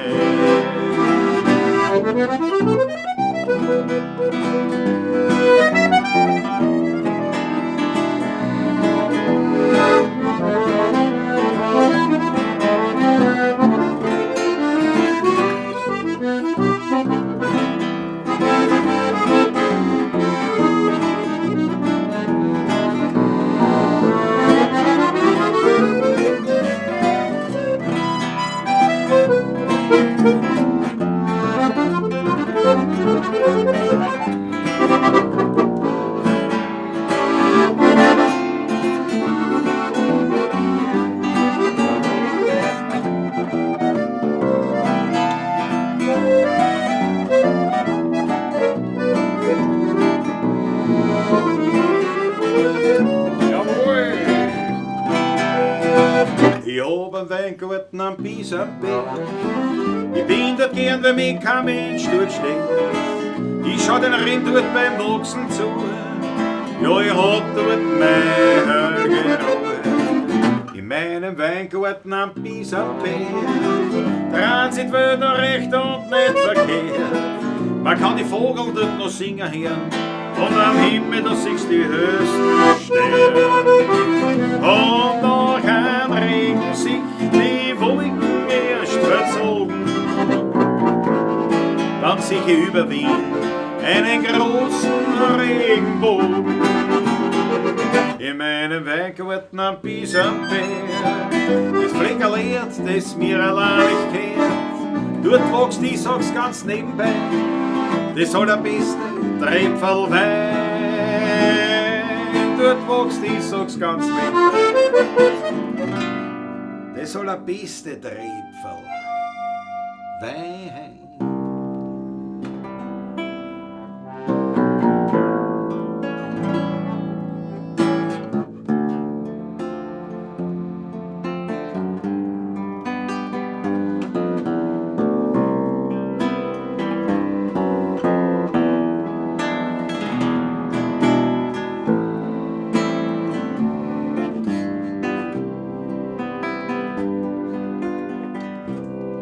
Skyline von Wien, du lebst in mir drin.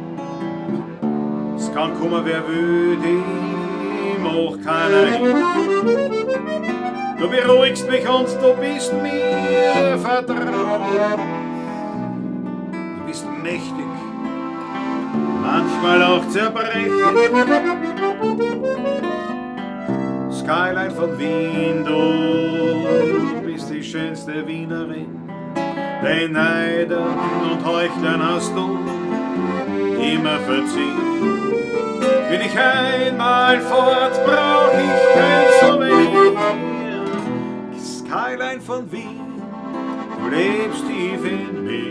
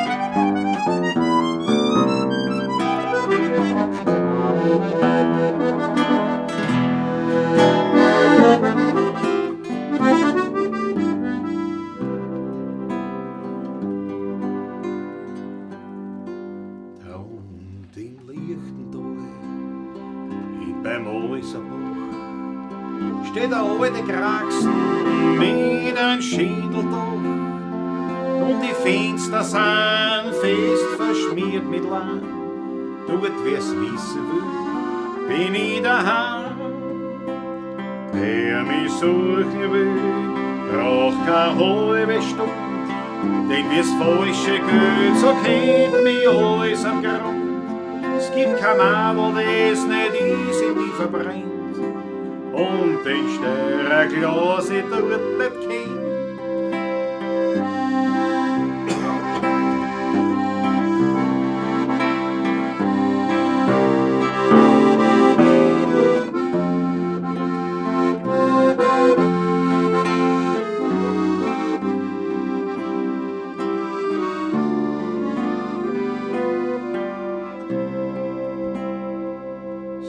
Sagt's mir Leben, was ist heute da ein Bach geschehen?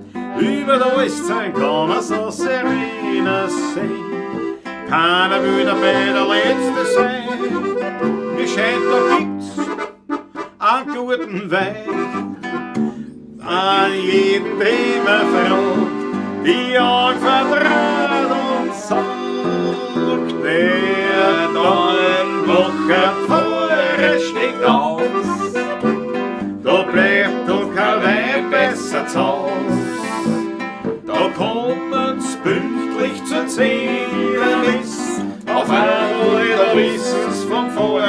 Adress. Die Frauen, die wundern sich sehr. So, wo kommt diese Frömmigkeit her? Da plaudert der Simon aus. Ja, der Dornbacher Pfarrer steigt aus. Schön ist so ein Ringspiel, das ist ein Hitz und kostet viel, kostet viel. Damit auch der kleine Mann sich eine Freude leisten kann, leisten kann. Immer wieder vorbei und trat sie da am selben Fleck, selben Fleck. Man kann sagen, was man will, schön ist so ein Ringelspiel.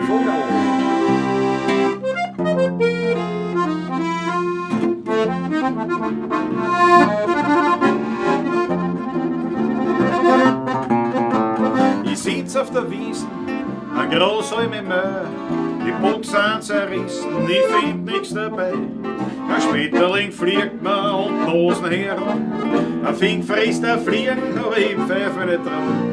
An Arbeit denk ich nicht einmal nur im Traum, ich fühl mich so frei wie ein Vogel am Baum.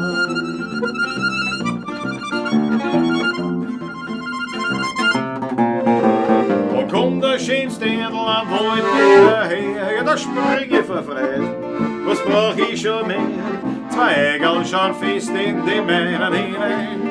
Wir sagten, sie möchte deinige sein, aber noch ein paar Pusseln, sag ich, geh ich heim.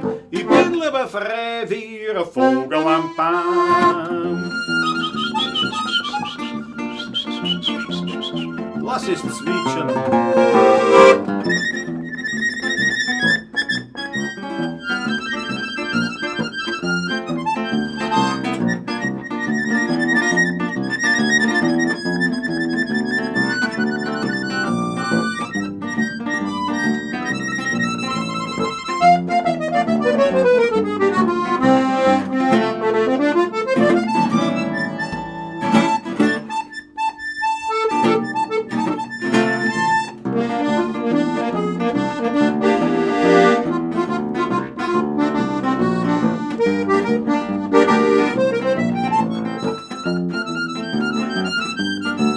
Und steht eines Tages der Winter vor mir, sagt Klause, du Gauner, gehör du zu mir.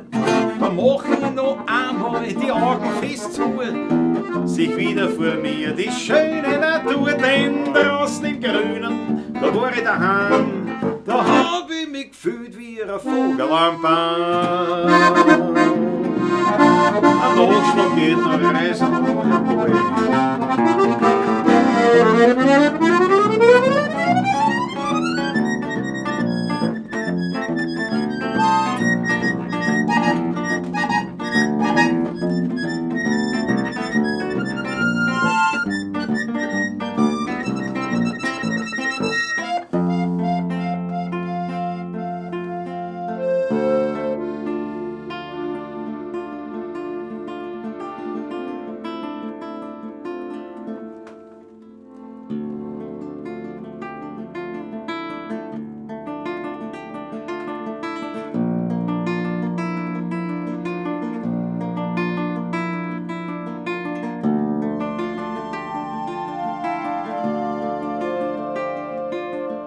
Kopf an Kalt, Knie aufgeschoben und die Finger zwickt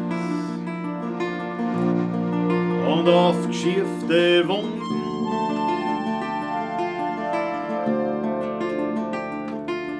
Ob Skifahrrad so oder beim Zündeln was verbrennt. Das Kind ist mir zur Mama gering, weil auf der Schoß von der Mama wird alles wieder gut. Es gibt nichts mehr, was der Welt tut. Auf der Schoß von der Mama bist geborgen und beschützt, wo man als Kleiner so gern sieht. von der Mama. Hab Spielzeug verloren, ein Botschen im Radl und ein Fleck in der Schuhe und ein blauer Fleck am Wadel.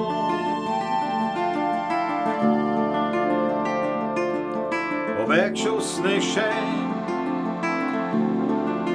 oder beim Zünden das Handel verbrennt. Als Kind ist mir zur Mama gerannt, weil auf der Schoß von der Mama wird alles wieder gut. Es gibt nichts mehr, was da weh tut. Auf der Schoß von der Mama bist geborgen und beschützt, wo man das gerne so gern sieht. Am Schoß von der Mama.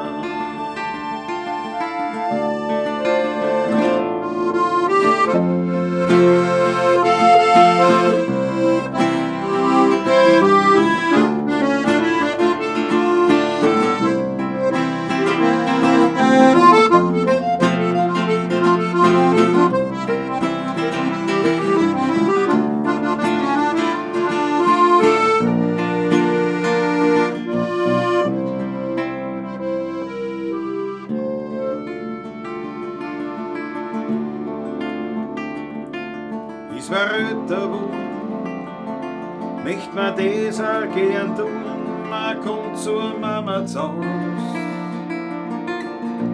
trink Kaffee und redt sie aus.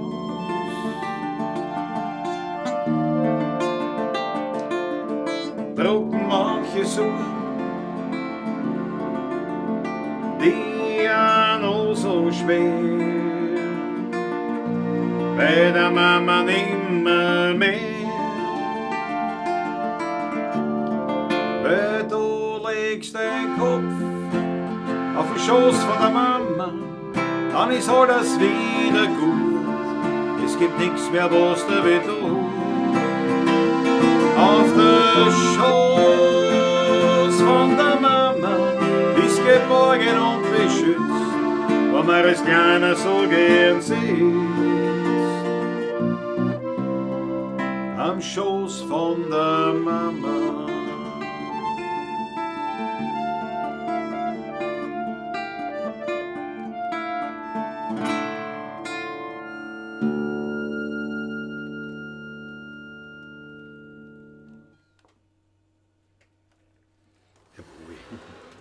Ein Potpourri, schau.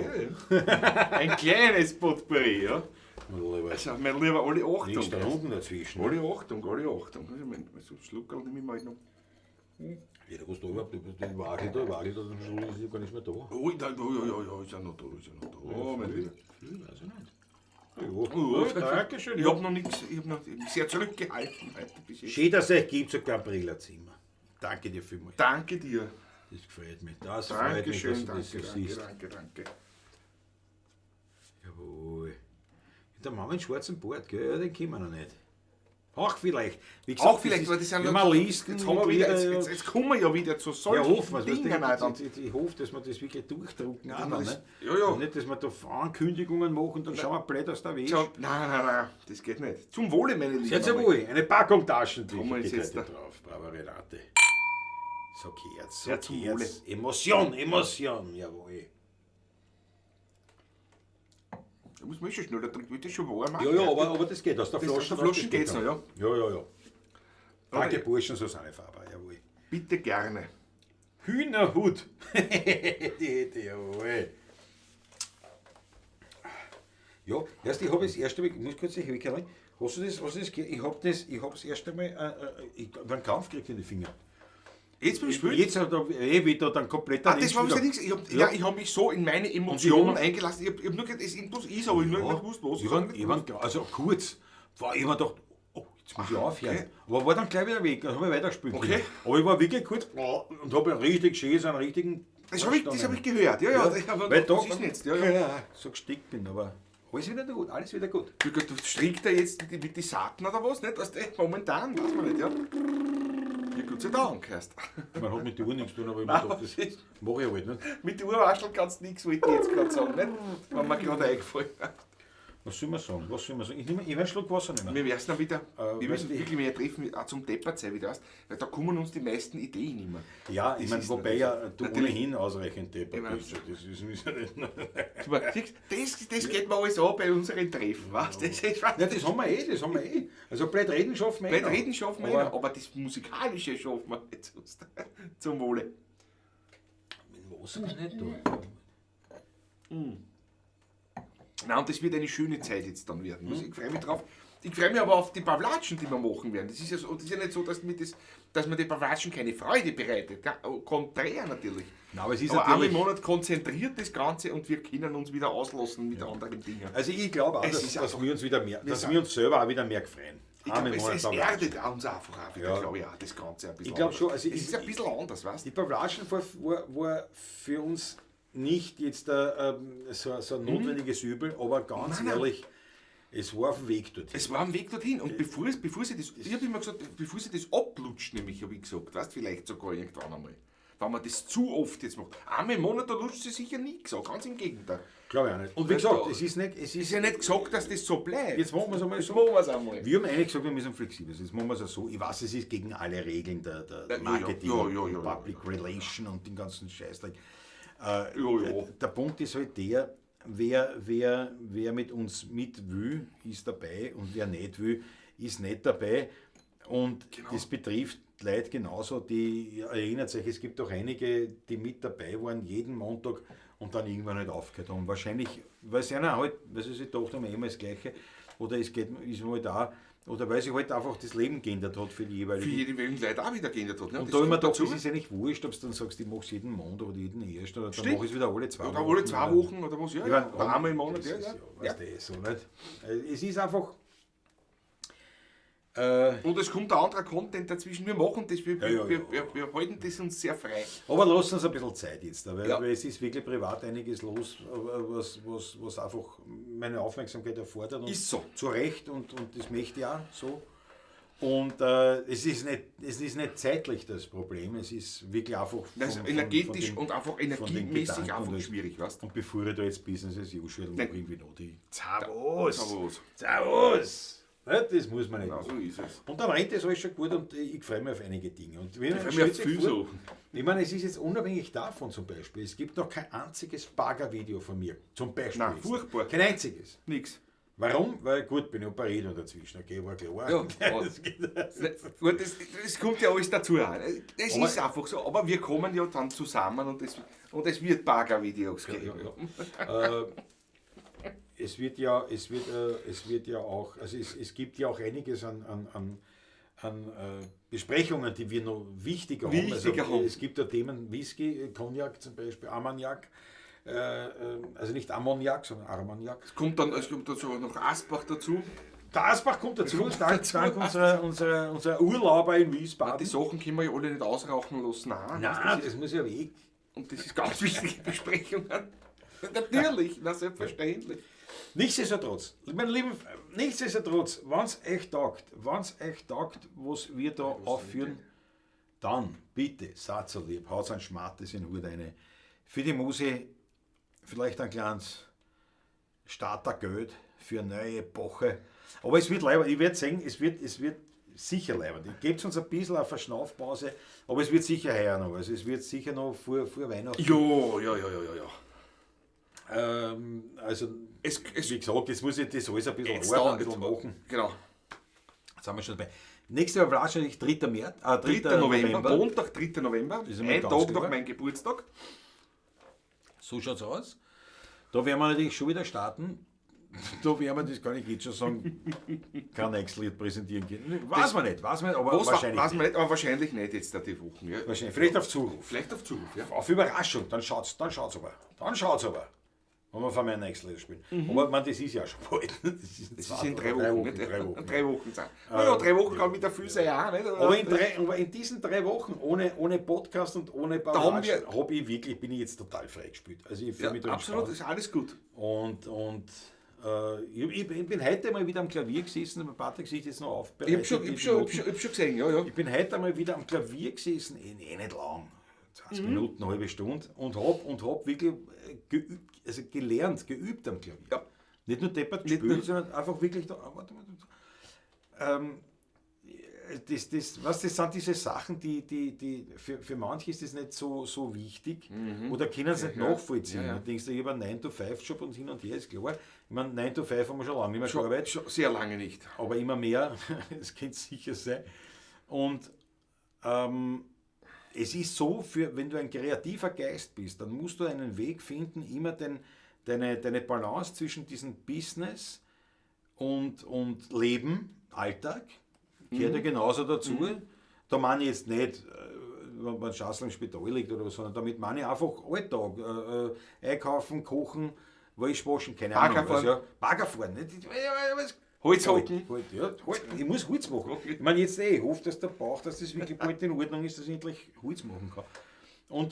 Und das muss eine Balance haben in dem Ganzen, wo du die Kreativität, wo du genau diese Kreativität einbringen kannst. Ja, genau, und wo die Kreativität da entsteht. Und das ist bei jedem anders und wir sind uns da ähnlich, obwohl wir so grundverschieden sind, aber genau bei solchen Dingen entstehen die Sachen. Ne? Ja. Da fallen dann Sticklinge wie der Taschler oder die Heiselfranz. Das sind so Sachen oft. Und du darfst nicht wenn es hirnfrei ist, ja. Und du darfst nicht dann setze ich mich auch gern hin wieder einmal, weißt? Ja, es ist Professionalität, die uns zusteht, also wir sind professionell. Professionalität bedeutet, ich bringe das, was ich zu bringen habe. Da muss ein Grundlevel muss einfach da sein. Ja, aber das bringen wir aber das ist nichts Besonderes. Ja, genau. Das ist professionell. Genau. Das ist nichts Besonderes. Ja. Wir wollen aber was Besonderes sehen. Ja. Und wir wollen Kunst schaffen, wenn auch in diesem Rahmen des Wienerischen, ja, genau. Aber das soll schon gut sein. Ja. Und das soll nicht irgendein. Weil dann können wir gleich Mainstream-Musik machen. Weißt? Genau. Da kannst du gleich hergehst, was verlangt man im Radio, was ist da? Was machen wir? ChatGPT, was ist das Thema, was ist gerade Nummer 1, was muss ich bringen, in welchem Versmaß, wie lang soll das Lied sein und so weiter. Na, das interessiert mich nicht. Wichsen wir halt im Jahr 2000 3000 Nummern raus, oder 4000, Genau. 5000. Ja, was haben wir, 3000 nicht, im Jahr? Und irgendeine wird schon was werden davon vielleicht einmal. Nicht? Also irgendwo. Nicht? Aber das interessiert uns nicht. Das ist nicht unser primäres Ziel, einmal Genau. so. Nein, wir wollen kreativ. Wir wollen wirklich kreativ schaffend sein. Musiker, Komponisten sein, Musiker, die spielen, die Arrangeure und so weiter, alles, die das Handwerk natürlich beherrschen und auch eine Riesenfreude haben beim Spielen. Und das Ganze auf einem qualitativen Level haben, was wir haben, dass wir das halten und noch verbessern natürlich. Ja. Und das ist wirklich, das ist das Leibende. Das ist in letzter Zeit ein bisschen zu kurz gekommen. Nein, nicht ein bisschen. Muss man Das ganz ist ehrlich einfach- sagen, das das ist ist zu kurz nix. gekommen, vom Punkt. Das ist einfach verschwunden, das war gar nicht mehr das. Seien wir es ehrlich? Und das Nur was professionell ich- sein ist zu wenig. Nein, Mir das ist zu und wenig. uns beiden. Und deswegen helfet uns dabei mit einem ordentlichen Schmattes für den Neustart der 16er Burm in diesem Bereich. Danke euch jetzt schon mal. So, was sagt die Hete? Auch für uns wird dann die Pavlatschen wieder ein ganz besonderes Schmankerl zum sich darauf freuen. Ich hoffe. Ich hoffe schon, ja, gut, das kommt dann dazu natürlich. Weil es eben was Besonderes ist. Ja, das stimmt. Der hat nicht Unrecht. Das stimmt. Absolut. Absolut. Was sagt der Spaziergang? Freue mich schon aufs Clubtreffen, definitiv. Ja. Denkst dran. Freue mich auch schon. Ich finde jetzt alle Infos natürlich in der Videobeschreibung. Es gibt den 16er Club, die 16er Partie, den Fanclub, so heißt es. Und da haben wir ein rein internes Event, also wer dabei sein will, muss beim Club sein, und das ist beim Taschler im November. Schaut rein, meldet sich an. Der Jahresbeitrag kostet 19,94 € in Anlehnung. An unser Gründungsjahr 1994, wie wir das erste Mal gespielt haben. Jawohl. Am 19. Oktober 1994. Ja, 19. Oktober, ist es noch. 19. Ja. Oktober, ja. Ist ja bald.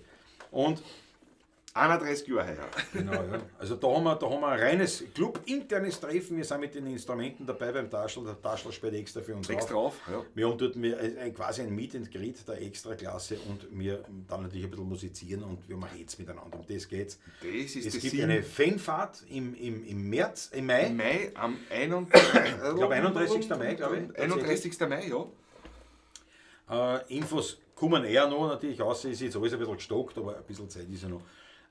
Bis Mai ist er da noch ein Tagesausflug mit uns gemeinsam. Ist aber nicht für den Club beschränkt, aber die Clubmitglieder zahlen ein bisschen weniger. Aber die Infos kommen dazu Kommt alles auch noch. Und weil er sagt, ja, spann den Club ein, Holzhacken, ich kenne einige, die eigentlich kenne ich kenne alle im Club, die in dem Club sind und ich weiß nicht. Ich weiß nicht, ob ich das Risiko eingeben will, dass ich jedem für eine Axt in die Hand geben würde. Schauen wir mal. Mutter sagt schon gar nicht. Weltklasse. Aber schaut, der Spaziergang. Schmattes wäre Paypal für euch. Jawohl, danke. Dankeschön, sehr zum Wohl. Da kann ich gleich mitfeiern. Sag, ja, der Spaziergang hat ja auch Geburtstag. Am 3. glaube ich, ne? Oder eher am 2.? Nein, nicht Nein, am gleichen Tag, am gleichen aber Tag nicht. nicht. Aber ich glaube am 3. dann. Ja, genau, Weltklasse-Spaziergang. Die Maggie hat auch Geburtstag, die Maggie hat auch. Ja.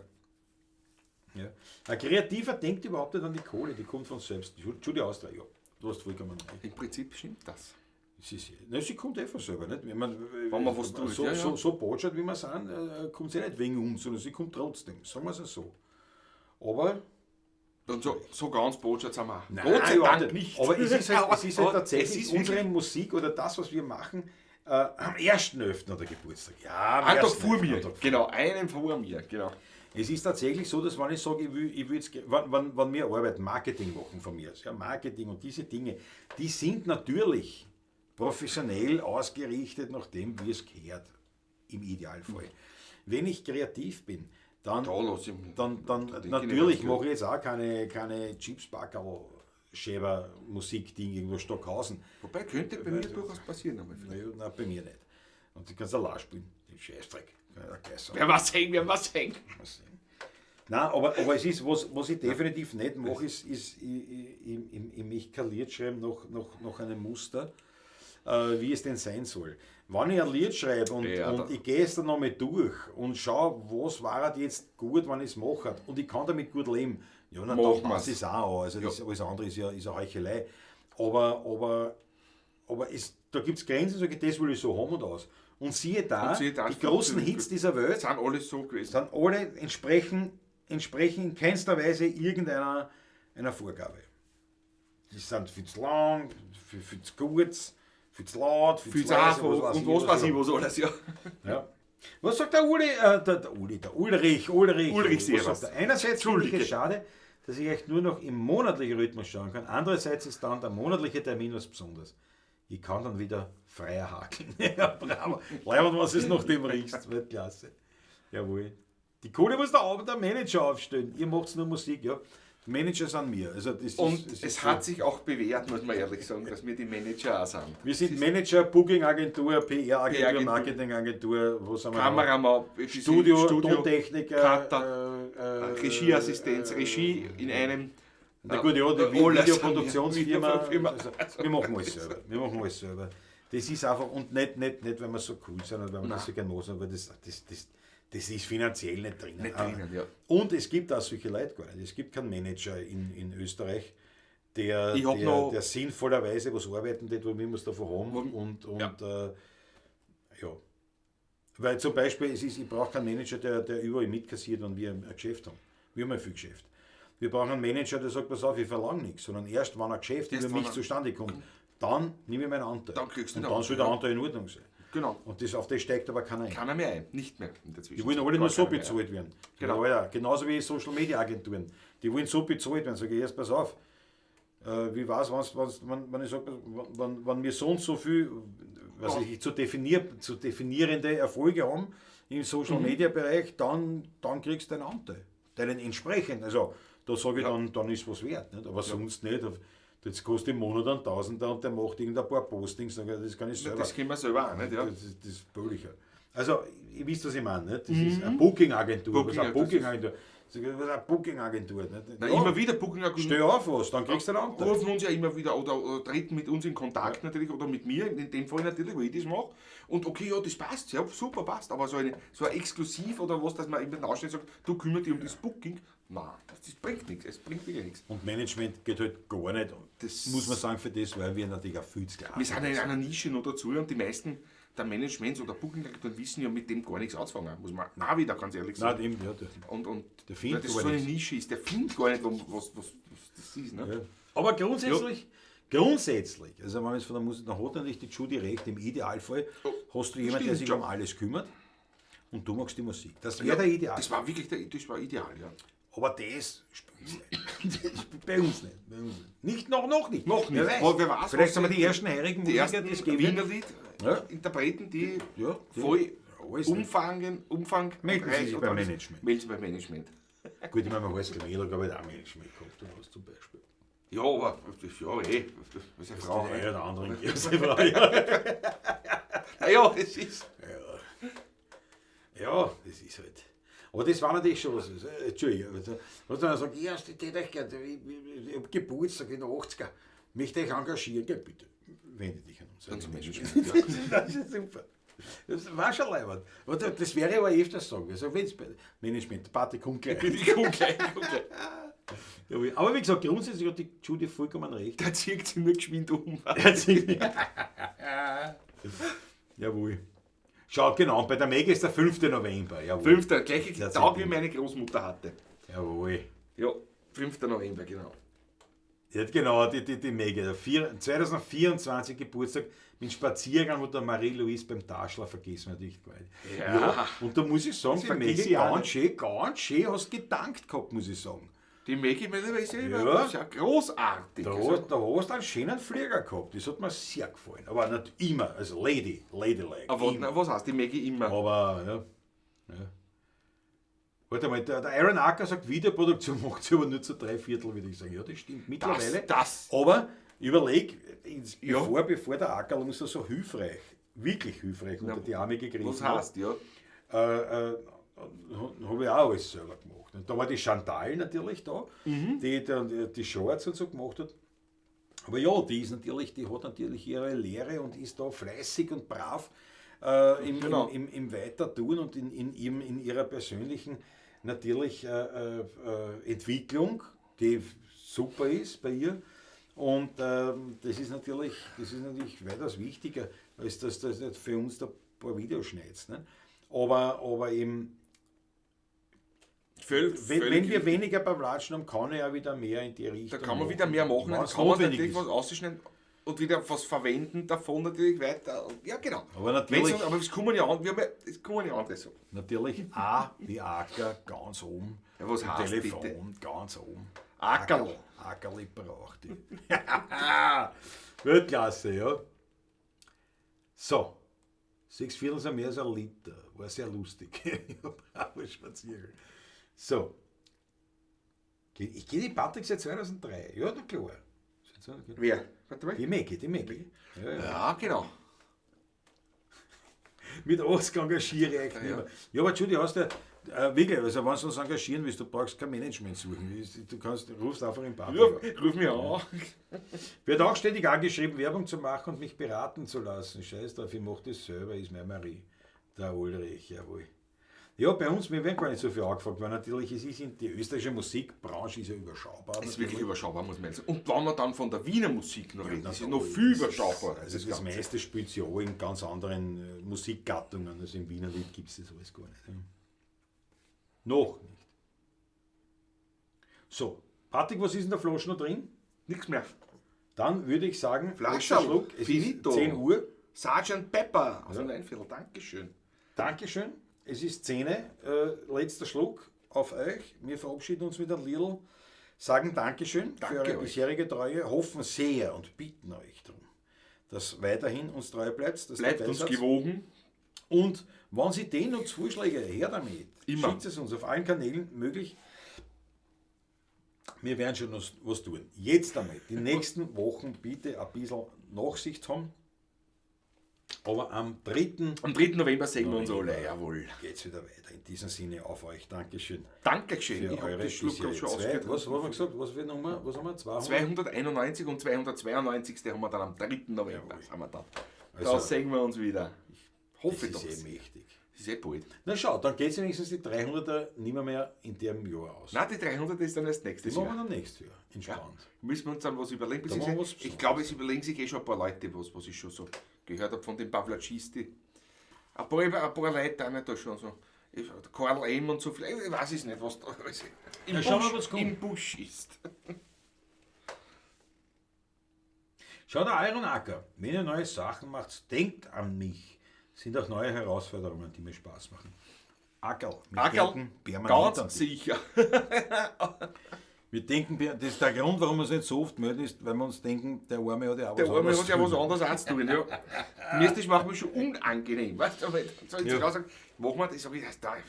Schon wieder. Puh, das, Nein, wir sagen Dankeschön, wirklich. danke euch allen. meine Ich meine, es klingt jetzt fast so wie ein Abschied, ne? Das war immer leibend. Es mit ist ja euch. kein Ja, es Abschied. wird weiterhin leibend sein, aber eben nicht mehr wöchentlich. Zumindest nicht vorerst. Ja. Wir lieben euch, ja, bravo, danke schön. Jawohl. Bis 3.11. on air mit den 16er Buben. Und ja, vergessen am 7. Aber ich schicke das eher nochmal aus. 27. Oktober, Montag, Ganz wichtig. 20.15 Uhr. Wir sind im Chat mit dabei. Ich freue mich schon wirklich drauf. Wird auf das. lässig, Ich wird freue lässig. mich drauf auf das Und Interview schaut sich mit jetzt schon, ihr kennt jetzt schon das Schau- Intro an. Schaut sich das Den an. Trailer, den Trailer. Ja. So, was Lustiges zum Auszug. Ja.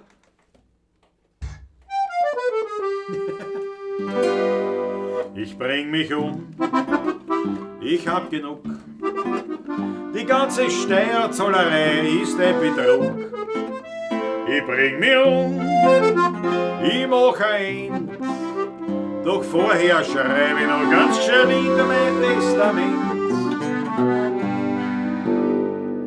Mein Hirn, das kriegt die Polizei. Weil der kann's und der nimmt es sicher gleich. Den Körper schenke ich der Medizin. Und nur mein Arschloch kriegt's Finanzamt Wien. Alles Liebe, pfiat euch gut, Papa. Viert euch. Macht's es gut.